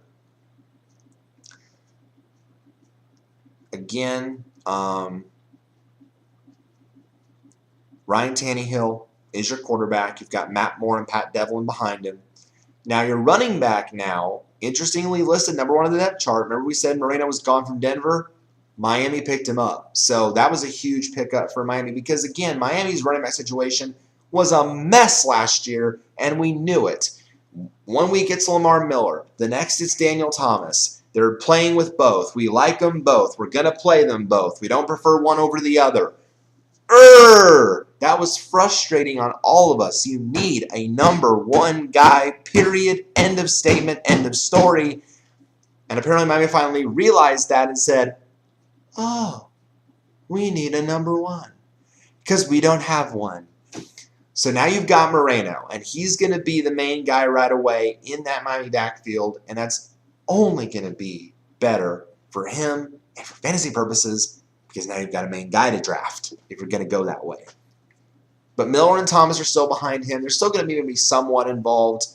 Miller's going to be maybe more your goal line guy, your third down fill-in guy. Maybe Thomas is a flex. Again, I don't know if they're, going to put him out or not. I don't know. Watch training camp. But clearly Moreno and Miller are going to get big impacts. You've still got Mike Wallace as your top wide receiver, and you still got Brian Hartline there. Now, there is speculation that Landry may have been drafted as Hartline's eventual replacement. So keep that in mind. But if Hartline is a solid, finally actual consistent year this year, he might put all that talk to bed, literally. So keep an eye on that. Landry, though, is listed as the number 3 wide receiver. So clearly he's going to make an impact right away. And then you've also still got there Brandon Gibson as well. If he recovers from his injury that he suffered, he filled in nicely as well. But his roster spot certainly is in danger after the selection of Jarvis Landry. After that, though, it's a big drop-off. Rashard Matthews, who also filled in nicely at times. Then you've got Hazel, the draft pick, and Armand Benz. Charles Clay still listed as your top tight end. You also got Deion Sims behind him, and Caleb Sturgis is still your kicker. Minnesota did some nice things. I really liked a lot of their picks. Anthony Barr, the linebacker from UCLA, I really liked him. A lot of upside with him. Drafting Teddy Bridgewater out of Louisville. Great pick at the end of the first round for Minnesota. Now, of course, the big issue with him was that pro day workout. But certainly when you've got Christian Ponder and Matt Castle there, you need a young guy there to revolve around. We'll see, and from what I read, he was taking reps with the first team. So who knows what that's going to lead to. But right now it's certainly looking good for Teddy Bridgewater. You got a defensive end in the third round, Scott Crichton out of Oregon State. Then you've got another running back in the third round, Jerick McKinnon out of Georgia Southern. Actually scored the winning touchdown when they upset Florida. But they don't know where to play him. He could be in a lot of different positions, so we're interesting to see how they'll use him. David Yankee from Stanford, an offensive guard, fell to the 5th round. This is a good fit for them. Surprised he was available at that point. That was a steal pick, I think, for Minnesota. They also got Antoine Exum, a corner out of Virginia Tech. Another corner, Kendall James out of Maine. They really shored up the secondary here. Jabari Price, corner North Carolina, went in round 7. And then you got a couple linebackers, defensive tackles in round 7 as well, Shamar Stephen and Brandon Watts. So a lot on the defensive side. Minnesota needed that last year. But let's take a look at their depth chart to see where this offense is going to shake out. Because obviously you still have a lot of the playmakers in Minnesota. You've got Adrian Peterson. You've got Cordero Patterson still as your main weapon at wide receiver along with Greg Jennings. But right now, according to Roto World, Matt Castle is listed as the starter. But if Bridgewater's taking these first-team reps, that certainly could change. So keep an eye on that. Watch the training camps there. See, obviously Christian Ponder is not going to be a starter anymore. Clearly, you don't draft Teddy Bridgewater to make Christian Ponder your starter. So clearly, he's now relegated to the 3rd spot. It's going to be a battle between Castle and Bridgewater. Keep an eye on that. Peterson, top running back. He's going to be one of the first ones off draft boards. Again, guaranteed. We don't need to talk about running backs from Minnesota. Wideouts, obviously, Greg Jennings and Cordero Patterson. Those really are your main 2 guys. Cordero Patterson, nowhere to go for him but up. After came on strong late in the season last year, he's going to be a guy to watch as well. Jerome Simpson is really though hit or miss, and really after that, behind that, big drop off for Minnesota as well. And then tight end, Kyle Rudolph, still your guy at the moment. And again, after that, big drop off. So I hope Rudolph doesn't get hurt. And Blair Walsh, still your big leg kicker. I got messages galore. Oh, NBA breaking news. Paul George cleared to play in Game 3, barring any unforeseen complications. Good news for Pacers fans like myself.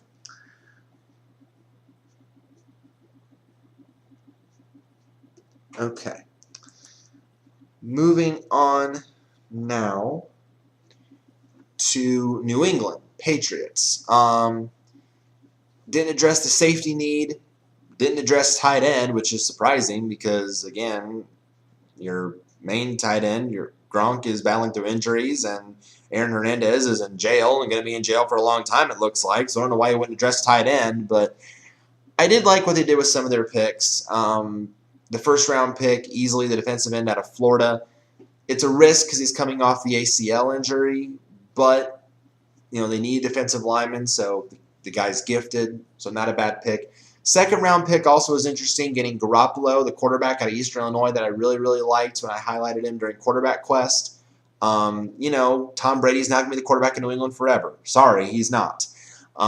They need to find someone who can potentially step in right away and be the guy. Maybe it's Ryan Mallett, maybe it's Garoppolo, but they need that depth. So this is an insurance policy. This is definitely a good step for them.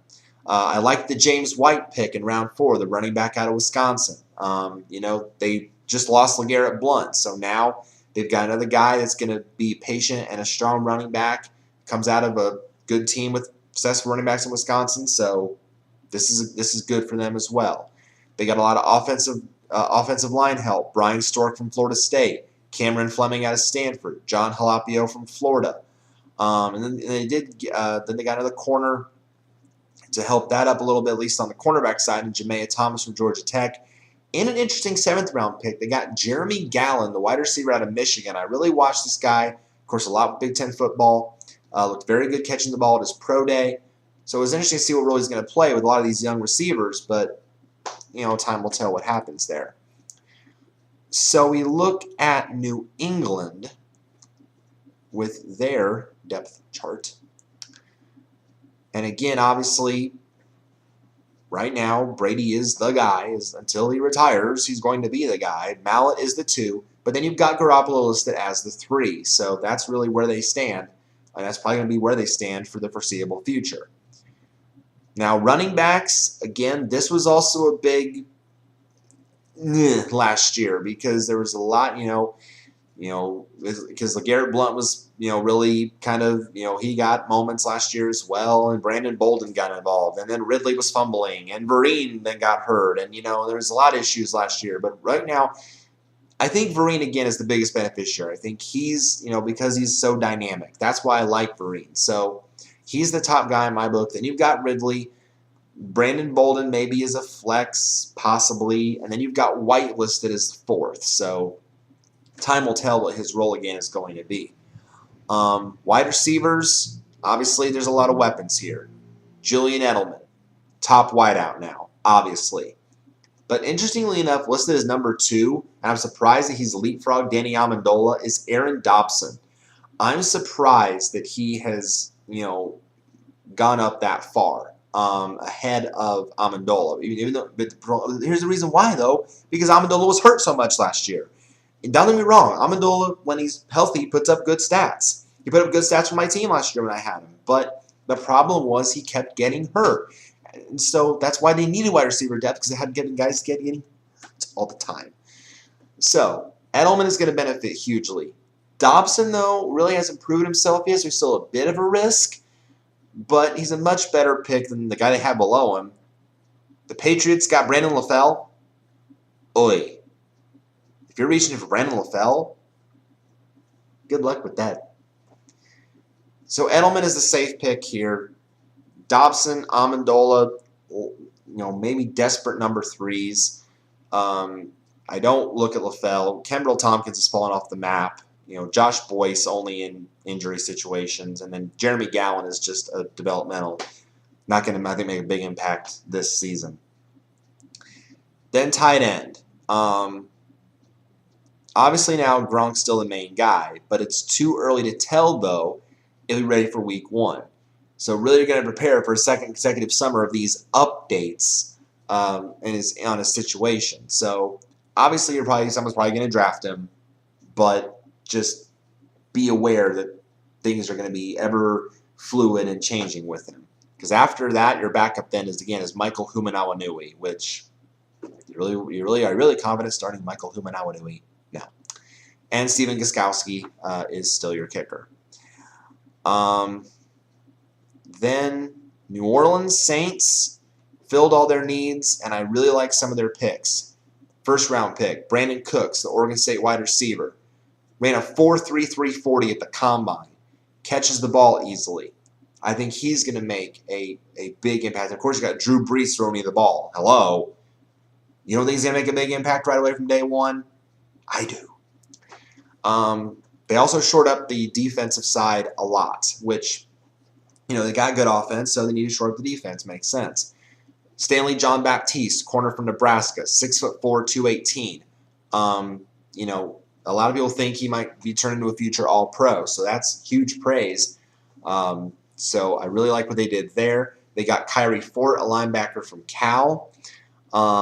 Durability, though, is the issue with him. They got Vinny Cincinnati, a safety from Alabama. Again, injury issue with him because he tore an ACL last year. They got Ronald Powell, a linebacker from Florida. And then they closed the draft actually with an offensive tackle, getting Tavon Rooks out of Kansas State. So if we look at the Saints and their chart, hello. That was an interesting sound. Yes, Peter, yes. So again, not really much to change when it comes to the Saints. Drew Brees, of course, quarterback, we know that. Running back, though. Pierre Thomas is listed as now as the top guy, as he should be. Darren Sproles is gone. No more Darren Sproles. Got rid of him. To this day, still don't know why. But now Pierre Thomas is the top guy now. Mark Ingram is listed second behind him. And then you got Curry Robinson, who did some nice things last year, filled in as well. Some flashes of good things, not a lot, but some. So Thomas apparently is going to benefit most. I don't know why it lists Mark Ingram as 2. Why is Mark Ingram still on the Saints roster? He's been nothing but a bust. Your goal line back, maybe that's the only reason why he's still on the roster is your goal line back. Wideouts, Colston, obviously still your main guy. Still going to be the big beneficiary. Now, Kenny Stills is listed as a number 2, and of course that's the young guy they picked a couple years ago at Oklahoma. He's now listed as number 2 wide receiver, and that makes a lot of sense. Because he's like a Colston, he could be a big deep ball threat. So certainly another guy to watch for. And then you've got Brandon Cooks listed as your number 3 wideout. So not really big names here because they let some of these guys go. Because now you've got Joe Morgan pushed further down the board. Robert Meacham is further down the board. Nick Toon, they're still hoping to develop a little bit. And they signed Chris Gibbons from the Rams. So that's a decent pickup as well for them. But again, it looks like those top 2, 3 are going to be your big beneficiaries. Jimmy Graham is still your tight end. Shane Graham is still your kicker. Well, they had a lot of kicker issues last year, but they finally settled on Shane Graham, and now he is the guy in New Orleans. Giants did some good things. Didn't address the tight end position, but the 2 picks that I really like for the Giants, obviously Odell Beckham Jr. They needed a new wide receiver. Like I said, they lost Akeem Nicks to the Colts. They still got Victor Cruz, but they need another guy to join alongside him. Now you get Beckham Jr., a real good route runner speedster. And then you've got Andre Williams, running back out of Boston College. Picked him up in the 4th round. This guy came on late to be a Heisman candidate. The only problem, though, is he's more of a true runner. He's not like a dual threat receiving type. He had no receptions at Boston College, so he's mainly a grinder running back. So that's really the only downside to him. Other than that, they mainly addressed the defense. They got a defensive tackle in the 3rd round, Jay Bromley out of Syracuse. Then they addressed the secondary, getting Berhe from San Diego State in the 5th, and Bennett Jackson, a corner from Notre Dame, in the 6th. So a couple good guys that I think are going to make quick impacts with the Giants.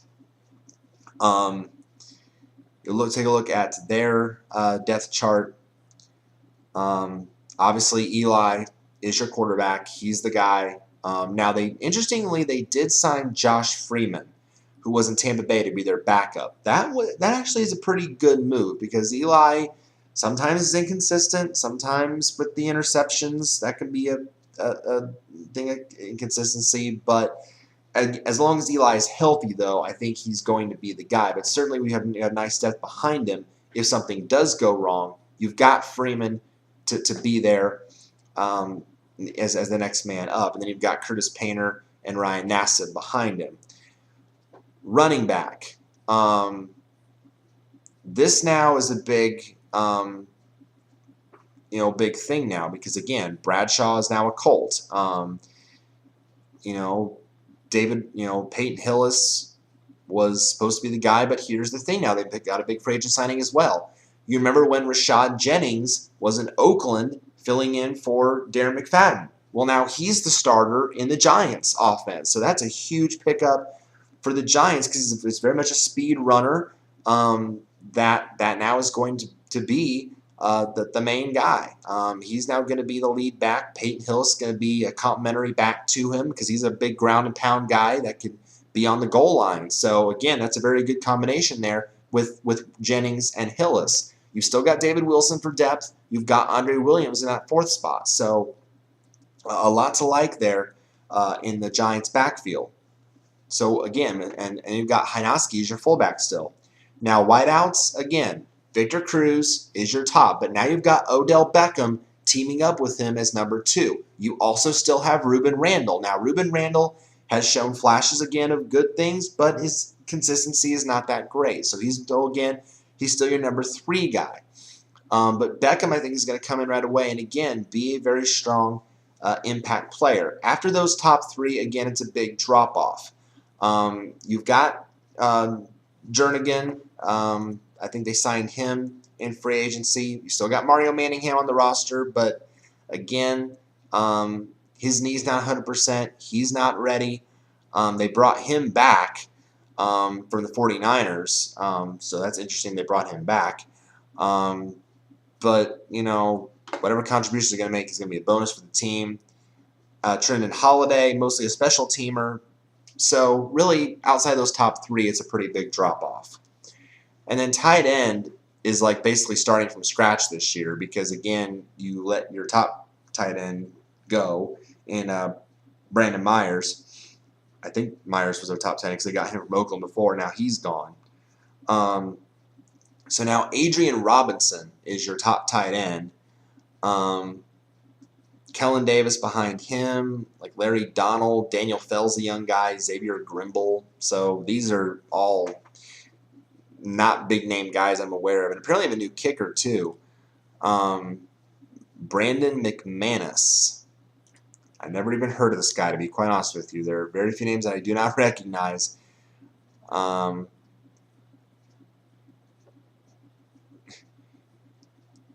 of Temple. This must be an unsigned free agent. So basically they just got an unsigned free agent or undrafted free agent to be their kicker. Awesome. Who was there? Who was the Giants? Oh, Feely. Feely was the Giants kicker. That's right. He retired. That's right.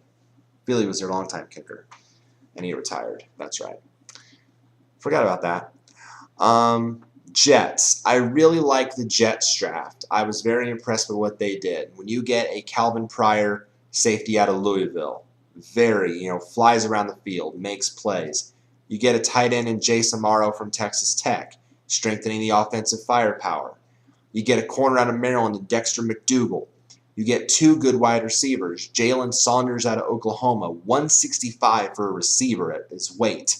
Wow, that's amazing. Then you get Shaq Evans from UCLA. They're trying to give Geno Smith some more weapons, even though they got Eric Decker in free agency. They needed more help at wideout, and they got it. And then You help out the offensive line still with Dakota Dozier out of Furman. Quincy Enunwa, another wide receiver, Quincy Enunwa out of Nebraska. And then interesting pick in round 6. Yes, you have Geno. But when you can get Taj Boyd out of Clemson in the 6th round, to me, that was a steal. So it'll be interesting to see how he pans out for the Jets going forward.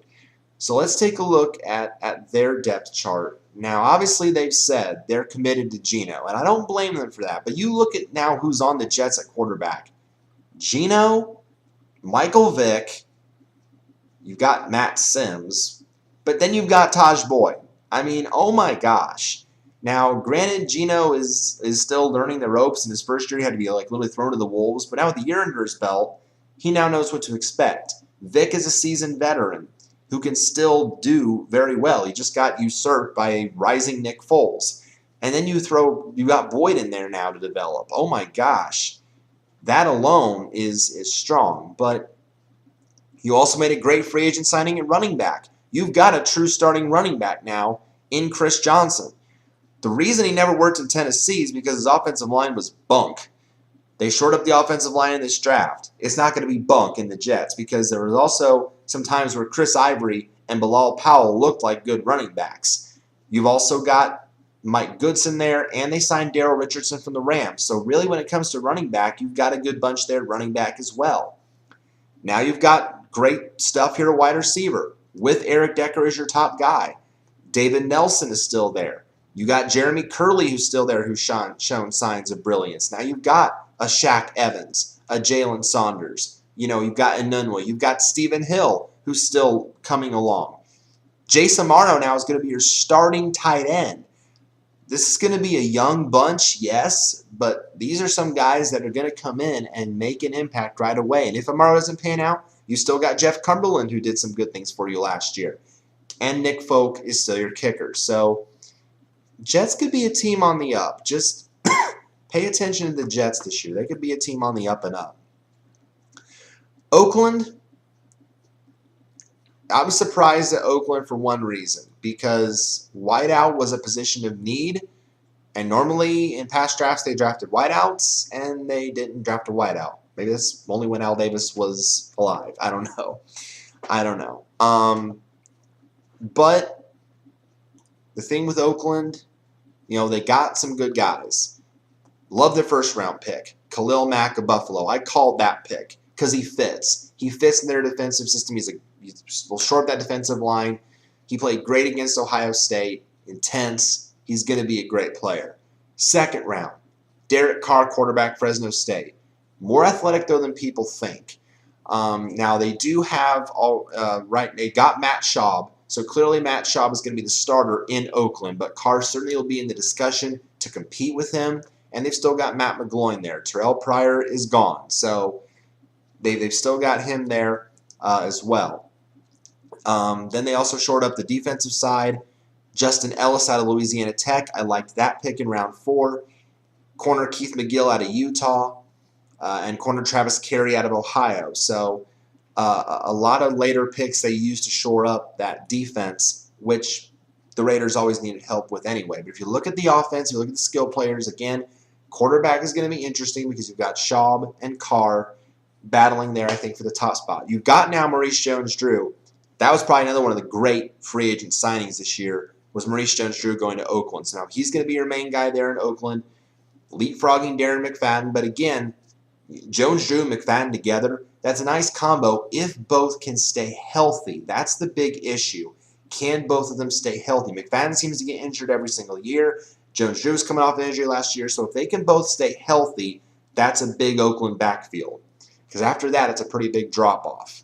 We've still got Marcel Reese at the fullback position now, but he can also show that he can run if the top guys are hurt.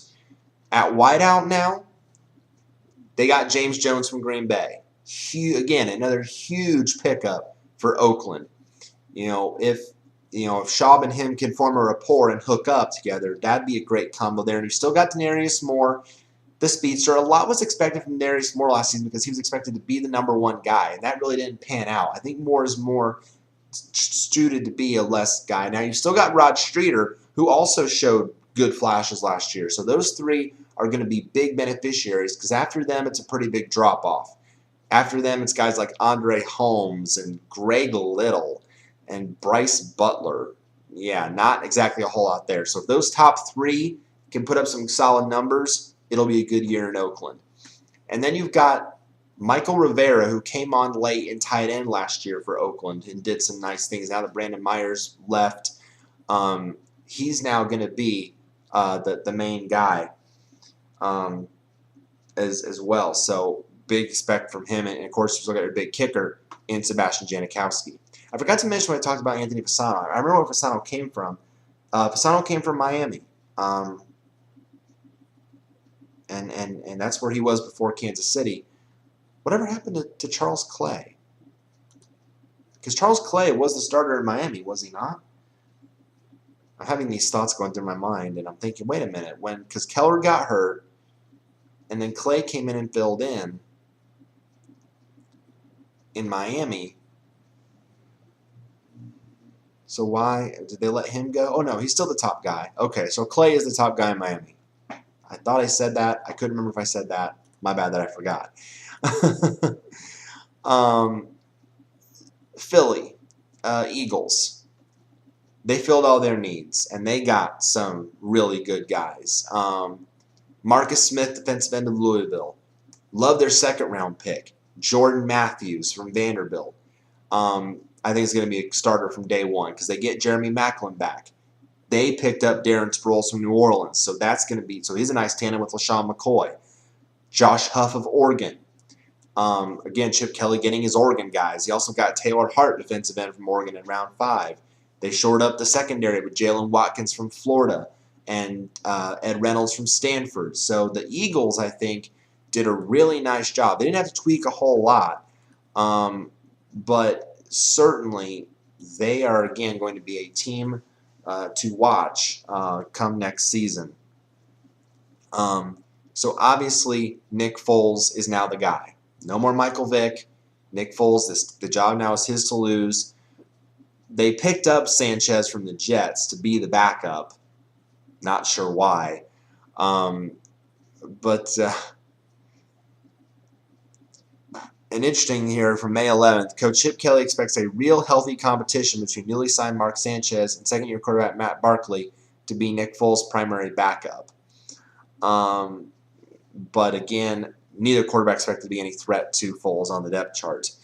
So again, running back now is very strong. You've got LaShawn McCoy, your main guy. You've got Darren Sproles as that dynamic back now. Probably one of the best 1-2 tandems in the NFL now, outside of maybe Bernard and Hill in Cincinnati, or what the Patriots have, whatever, or San Diego with Woodhead and Ryan Matthews. Great 1-2 combo there. Then wideout, they get Jeremy Maclin back. You still have Riley Cooper, who did very well last year. But now you've got Jordan Matthews as your number 3 wide receiver. So those three, again, are going to be very strong because, again, after that, big drop-off.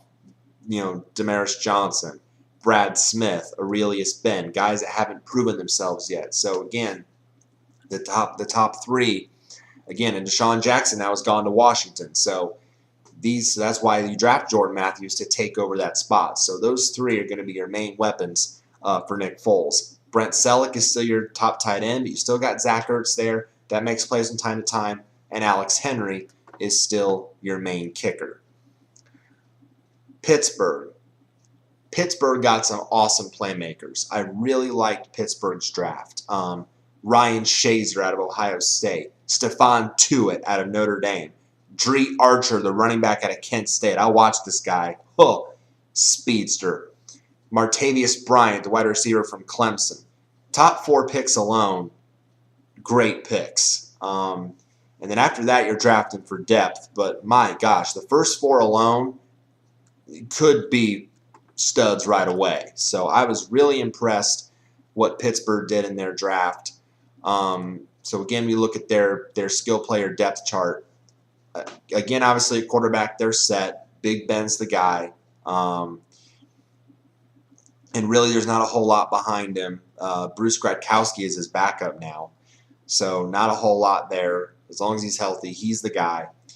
Running back now, you have Le'Veon Bell still as your main guy, and again, the big issue with him was he wasn't healthy at the start of the year, so they went through so many different running backs. What, Jonathan Dwyer, Larod, was it like Stevens Howling, and these different guys. It was just a mess in Pittsburgh. But now, as long as Bell's healthy, he's the guy. But they did get LeGarrette Blount from the Patriots, so that's a nice pickup for them as well. And you draft Dre Archer to be your number 3 guy. So nice concreteness in the Steeler backfield.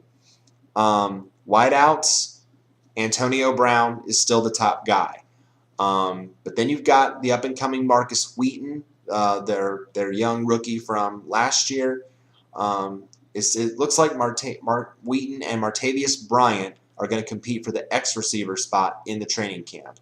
Lance Moore, who they picked up from the Saints, is a nice pickup. He's going to mainly be the slot guy. He's going to be a number 3 receiver. That was also a nice pickup for the Steelers as well. They also got Darius Hayward-Bay from the Colts, so they didn't really pan out in Indianapolis.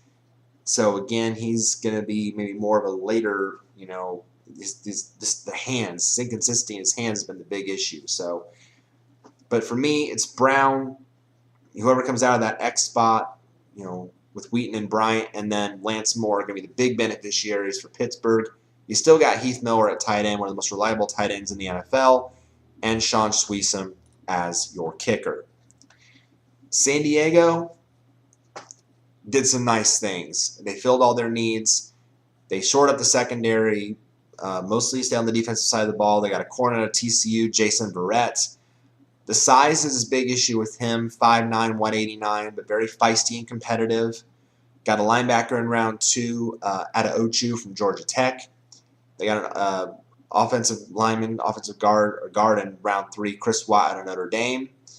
They got a nose tackle in round 5, and also an interesting pick in round 6. They actually got a running back, and they have good running back depth. They got Marion Grice out of Arizona State, interesting pick there. And then 7th round, they got Tevin Reese, the wide receiver out of Baylor. So again, if we look here at San Diego, obviously Phillip Rivers is your quarterback, and he seems to get better than me every single year. But again, that backfield, the 1-2 combination, Ryan Matthews, Danny Woodhead, both were outstanding last year. And that, again, I think is a great 1-2 combo in the league. They also signed Donald Brown from the Colts, so he's a number 3. You've got Marion Grice, your draft pick, at number 4, and Kerwin Williams is listed as your number 5. Wideouts, Keenan Allen. What more can you say about Keenan Allen except he was a breakout star of last year? He's now clearly the top guy in San Diego. He's going to be coming off draft boards early. You've still got Malcolm Floyd there as well. You've still got Eddie Royal. You've still got Vincent Brown. Those 4 guys had flashes of brilliance at times last season, but I think really Allen's going to be the main beneficiary. Maybe Floyd as well if he's healthy. The big issue with Floyd is health because the neck issue, but he's expected to be cleared to play this year. So those 2 are going to be the big beneficiaries, I think. Royal and Brown are going to be more of a lateral only, like going to be injury issues or a flex. And after that, pretty big drop-off. But then tight end, of course, no issue there. Antonio Gates is still the main guy, and Nick Novak's still your kicker. So not a whole lot of change in San Diego. San Francisco, I like what the Niners do with some of their picks. I was actually quite impressed with some of their choices. Their first-round pick, the safety from Northern Illinois, Jimmy Ward. Frame and durability were a big issue with him, but he can play strong safety, so that was a nice selection. Carlos Hyde, the running back out of Ohio State, I've watched him play over the years. He didn't turn down carries. He can catch the ball out of the backfield. He's a very nice dual threat, so that's a nice thing to have in the backfield. Marcus Martin, center out of USC. A lot of people had him as number 1 center on the board. Chris Borland, the linebacker out of Wisconsin. Great pick there. Bruce Ellington, the wide receiver out of South Carolina, fell to the 4th round. Wow, they needed depth at wide receiver. Great stuff there as well. Then you also shore up the cornerbacks. You get 3 cornerbacks in the later rounds. Dante Johnson of NC State, Keith Reeser of Florida Atlantic, Kenneth Acker of SMU. Some of those obviously might be value picks, but these are, to shore up that secondary is always huge because of what the teams in the NFC West with those offenses do to these teams. So a lot of things to like about San Francisco's draft. Even though they didn't have to tweak a whole lot, they want to get better, and they did it at a lot of positions that they needed to. You look at their depth chart on their skill side, Colin Kaepernick obviously is still the guy. Now they did, he's clearly their best option at quarterback because after him it's a pretty big drop-off. When Blaine Gabbert is your backup, when Blaine God-awful Gabbert is your backup, you pray to God that Colin Kaepernick does not get hurt. Because if he gets hurt, San Francisco is screwed. Running backs. Frank Gore, still the guy. Still, even with all that tread on his tires, is still really good. But you've still got Kendall Hunter there, and now you've got Carlos Hyde for that insurance. Marcus Lattimore you've also still got there, recovering from the knee injury slowly but surely. He is actually participating in rookie minicamp, but still questionable for the start of training camp. So keep it on that. And you still got LaMichael James. So you've got a lot of young guys behind Frank Gore that the more time they get and more comfortable, there could potentially be the starter down the road. Wideouts, you still got Michael Crabtree. You've still got Anquan Bolden there. He's going to have a better year. You signed Stevie Johnson from Buffalo. Even though Stevie Johnson didn't do great things in Buffalo, he was really all Buffalo had before they got Sammy Watkins. So he was their main guy. So that's not a bad pickup either. Those three are going to be the big-time beneficiaries in that offense. Because, again, after that, it's a big drop-off. So those three are going to be your major weapons in the San Francisco receiving corps. Vernon Davis is still your top tight end. Phil Dawson, still your kicker. Seattle didn't have to change a whole lot, obviously, because, they just won the Super Bowl last year. But you still get some good value out of these players. You get two really decent wide receivers. You get Paul Richardson out of Colorado, pure speed guy, and you get Kevin Norwood out of Alabama. Could also play some special teams, so really good there. Offensive tackle, for protection, you get Justin Britt out of Missouri in the second round. Then you get Cassius Marsh, a defensive end out of UCLA. Again, maybe more of a value pick there. And then in the later rounds, you're just really picking for value. You get a linebacker out of Boston College and Kevin Pierre-Louis, Jimmy Staten, a defensive tackle out of Middle Tennessee. You get an offensive tackle out of Marshall and Garrett Scott, a free safety in Eric Pinkins, and a running back out of Arkansas, Kiero Small. You didn't have to change a whole lot, but some of those guys, I think, could potentially be big-time impacts. So we look at Seattle. Again, quarterback, no debate. Russell Wilson. Now, it's interesting to note that they did get Terrell Pryor from Oakland as their number 3 quarterback behind Tavares Jackson. So that might actually be an interesting battle to be the backup, because Pryor, I think, certainly can make a case to challenge Tavares Jackson to be Russell Wilson's backup. You've also got they also signed Keith Price as an unrestricted free agent or undrafted free agent from Washington to Seattle. So that's interesting to note as well for the future. Running backs, I wonder who Seattle's running back is. Oh, yeah, it's Marshawn Lynch. No issue there. You've got Robert Turbin and Christine Michael for depth, but Lynch is going to be the top guy. Wideouts, as long as he's healthy, Percy Harvin is the main guy, and that's the big issue. Is he going to be healthy for a full season? But that's why you get the depth at wide receiver. So as long as he's healthy, he's the main guy. You've still got Doug Baldwin there. You've still got Jermaine Kearse there, who made big plays last year. Sidney Rice is, again, always a big question mark, but he's still there. And then, you've got Paul Richardson, who you drafted. So, really I think Harvin and Baldwin are going to be the big beneficiaries. Maybe Kearse is as a 3 or a flex. I wouldn't consider Rice at this point. Maybe you look at Richardson as someone who comes on late as, again, a 4 or flex. It just depends on how training camp shakes out. You've still got Zach Miller at tight end. You've still got Stephen Hauschka as your kicker. Seattle did not have to change a whole lot. St. Louis, I loved St. Louis's draft. I thought theirs was one of the best that was out there. Greg Robinson, offensive tackle from Auburn. Needed help on the offensive line, protect your quarterback. Aaron Donald, defensive tackle of Pittsburgh. Tough defensive tackle. 6'1", 285, big week at the Senior Bowl. Great there. Also, LaMarcus Joyner, cornerback, Florida State. Explosive. Yes, he's small at 5'8", but he explodes. Outstanding feet. Trey Mason, running back from Auburn. You just lost Daryl Richardson. You don't have Steven Jackson anymore. You need a power running back, and Trey Mason certainly did that throughout his college career at Auburn. E.J. Gaines, cornerback out of Missouri. You get Garrett Gilbert, the quarterback out of SMU. Sam Bradford has had health issues. Is he going to be your quarterback forever? You don't know. So you get depth for Garrett Gilbert. And then you take a big step. And then you not only get this guy because he's a football player, obviously, but of course we have to discuss this because it's a big media story with Michael Sam, the defenseman out of Missouri, being the first openly gay player to be drafted in the NFL. Great stuff there.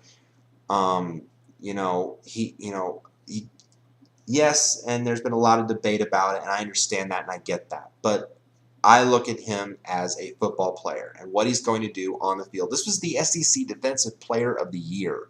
I mean, he's going to be on a ferocious front in football. And, his first step is so strong. He's got quickness. So he's going to be, I think, potentially a very good player. I think it was surprising that he dropped to 7, but, time will tell. But I was very impressed with that pick. But the depth chart for the Rams, Sam Bradford, again, as long as he's healthy, they've put him on there. He's going to be the guy. Because they don't have much behind him. Sean Hill's the backup. Austin Davis, Garrett Gilbert. That's pretty much all they've got. So they have to hope now that Bradford stays healthy for the year. Running back. Running back was always a hot debate in St. Louis. But I think now, after what we saw last year, they found their guy. Zach Stacy, though, is their guy now. Even though they drafted Trey Mason for depth, which is always good, because Daryl Richardson never really panned out. But Zach Stacy now has emerged as the guy. Benny Cunningham is still listed as the number 2, but then you've got Trey Mason listed as the 3. And I think that's where he's eventually, going to pan out. So that, that's really the way it shapes up right now. And you got Isaiah Peed there as 4. His time might be done because he's never really panned out there in St. Louis. Wide receivers, you still got these young guys. Now going to have to step up and be the guys. You've got Chris Givens there, Austin Pettis, Tavon Austin. Those now are going to be your main playmakers because that's really all that's left in St. Louis. You've got to have these guys break out at some point. We were just so hit or miss last year. Stedman Bailey, but he might now, I think, be suspended. 4 games for violating the league's policy on performance-enhancing substances. So you're not going to have Stedman Bailey. You're going to have Givens and Pettis and Austin and Brian Quick and, yes, Kenny Britt, who they got from Tennessee. You're going to have these guys step up and be playmakers right away. Jared Cook is still your top tight end. Lance Kendricks is there for the depth. And Greg Zuerlein, Mr. Big Leg, is still your kicker. Tampa Bay didn't draft a quarterback. I found that really interesting. But apparently they trust Mike Glennon and they signed Josh McCown. So apparently they trust those guys to be the stalwarts for the team. Okay. Best pick of theirs I liked was obviously the Mike Evans pick, the wide receiver at Texas A&M. You need weapons for these guys, and Mike Evans is going to be that guy that's going to come in right away and, paired with Vincent Jackson, again, a strong 1-2 tandem in the Tampa Bay offense. I also like their tight end they took, Safarian Jenkins out of Washington. Red zone target, red zone threat. So that could be is going to be a great thing for them as well. They also got the running back out of West Virginia, Charles Sims. And then got offensive line help with Kadeem Edwards and Kevin Pamphile out of Purdue. And then got a wide receiver in the 6th round, Robert Heron out of Wyoming. So we look at Tampa Bay's depth chart.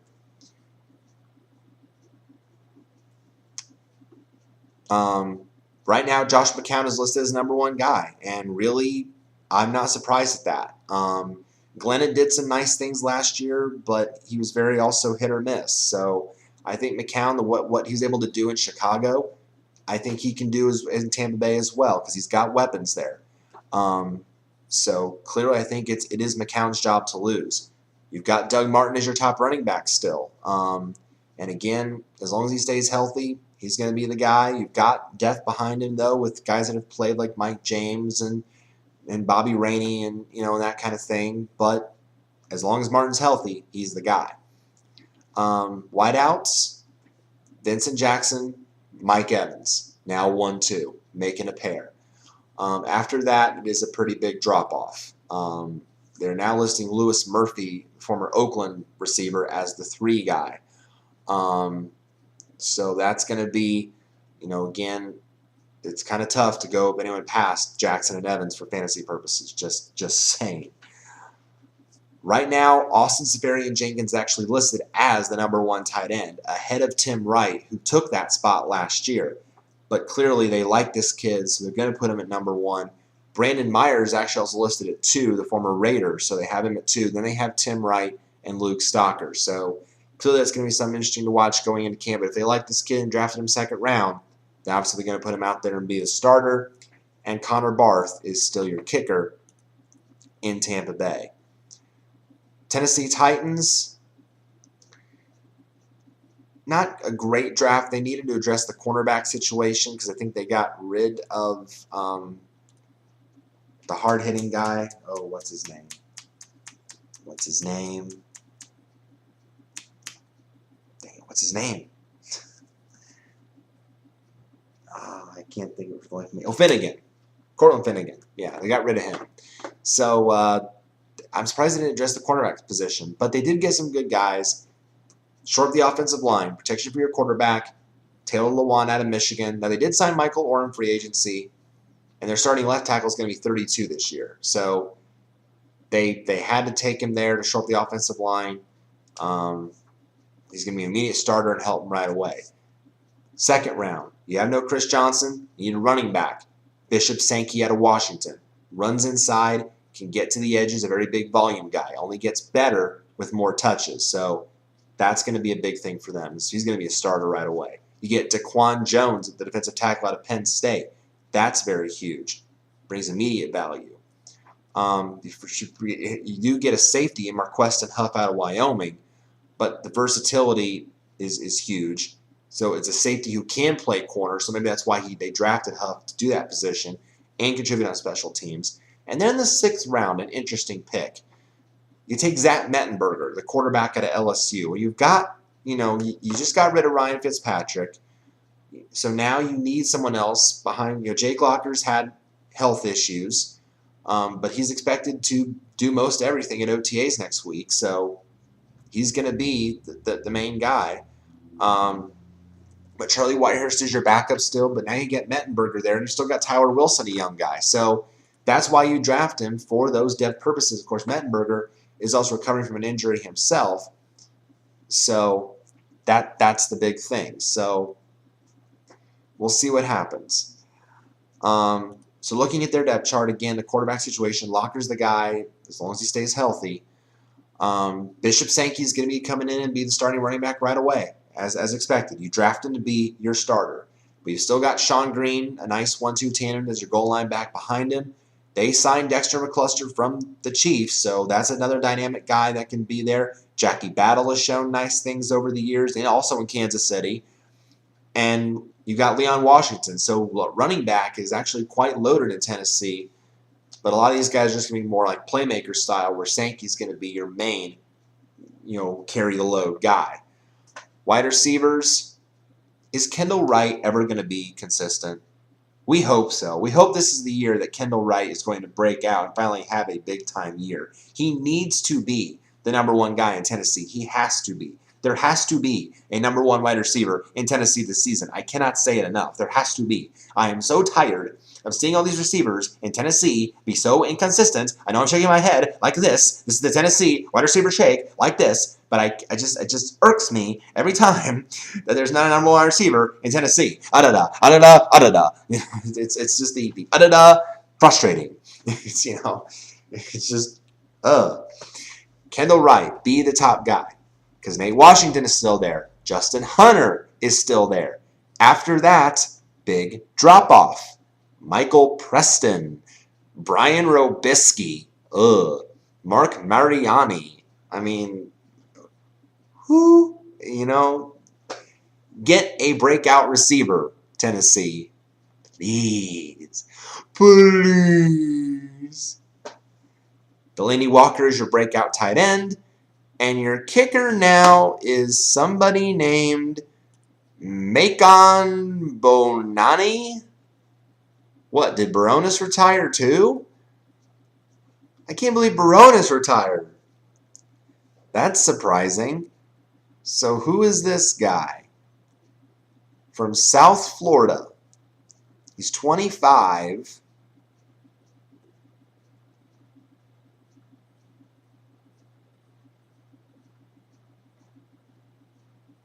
He must be the only kicker on their roster. That is very interesting. Okay, I don't know if this guy's a rookie or if he's 25, so I doubt he's a rookie. But I don't know where they got that guy from. So Baronis must have retired. Okay. And finally, and I know this video has gone on for a long, long time, but finally we come to Washington. Some good picks here. Not impressive, but some decent selections. I love the Trent Murphy pick out of Stanford, the linebacker. Led the NCAA in sacks last year, but not an explosive pass rusher. They shored up the offensive line immensely for protection. Morgan Moses out of Virginia, Spencer Long out of Nebraska. They're going to plug those guys pretty much right into the lineup and be impact players right away as well. They also got cornerback help with Bashad Breeland out of Clemson. You also get a couple on the offensive side as well. Wide receiver Ryan Grant out of Tulane. Very good route runner with good hands. Interesting in the 6th round pick, I thought as well, getting Lace Seastrunk, the running back out of Baylor. I was surprised that he fell that far down the draft board. He was listed in my Pro Football Weekly magazine. He was listed as #1 running back. So I'm surprised that he fell that far. But speed relay tandem with RG3, that could be interesting. They also got a tight end in round 7, Ted Bolzer, the tight end out of Indiana. And then they got a kicker also late in round 7, taking Zach Hawker out of Arkansas. Hawker. Hakaluki. Haka. So real quick, let's look at the Redskins offensive depth chart here as well. Obviously, your quarterback's RG3. Again, as long as he's fully healthy, which it looks like now he is, he's the guy. You've still got Kirk Cousins for backup depth behind him. Now, Seastrunk is not going to be the starter because, again, you've still got Alfred Morris there, has done great things in Washington as well. You've also got Roy Halou still there. Now, I will say the Seastrunk could compete with Halou for the #2 spot, but that is going to be a time will tell in camp. You've also got Evan Royster still there, so there's certainly depth there behind Alf if an injury were to happen, but right now he's the guy. It's his top job to lose. Wideouts. This is a good wideout class. You talk about, obviously, Pierre Garçon, always strong. You signed Deshaun Jackson, another weapon for RG3. You got Andre Roberts from Arizona, who is really starting to do really good things in Arizona. You still got Santana Moss, who, yes, he's older, but he can still do some good things. Hankerson has shown flashes of brilliance. You got Aldrick Robinson, who's shown some good things over time. So really, this is, really good stuff when it comes to these receivers. Jordan Reed is still your top tight end. Broke out last year and took over that top spot. Why can't I really pause anymore? Now you've got Logan Paulson behind him still, and you've got Kai Forbath as your kicker. All right, guys, that is it. That is it for every 32 NFL team, every breakdown of their draft picks and their depth charts. And I know this is a long video, and I'm probably not going to be able to record the other one tonight. I hope maybe to record that tomorrow afternoon with the new plugged-in video, because I knew this one would take up a lot of time. I just want to thank you guys if you stayed through this whole video, or if you just watched your team, or however you watched it. Thank you so much for that. Thank you. And as the OTAs and training camps go through, there'll be a lot of updates on things. I'm sure a lot of changes as we get closer to fantasy draft time. Once I hold my fantasy draft, I'll have a breakdown of that up for you guys as well. And then we'll get closer to having the stock report. So it's right around the corner, guys. I'm so excited for this another season to come to see what happens. So thank you guys again for the views, for subscribers, all you guys, and thank you for your patience for this video. And stay tuned again as always on the channel for the next one. Thanks, guys. Take care.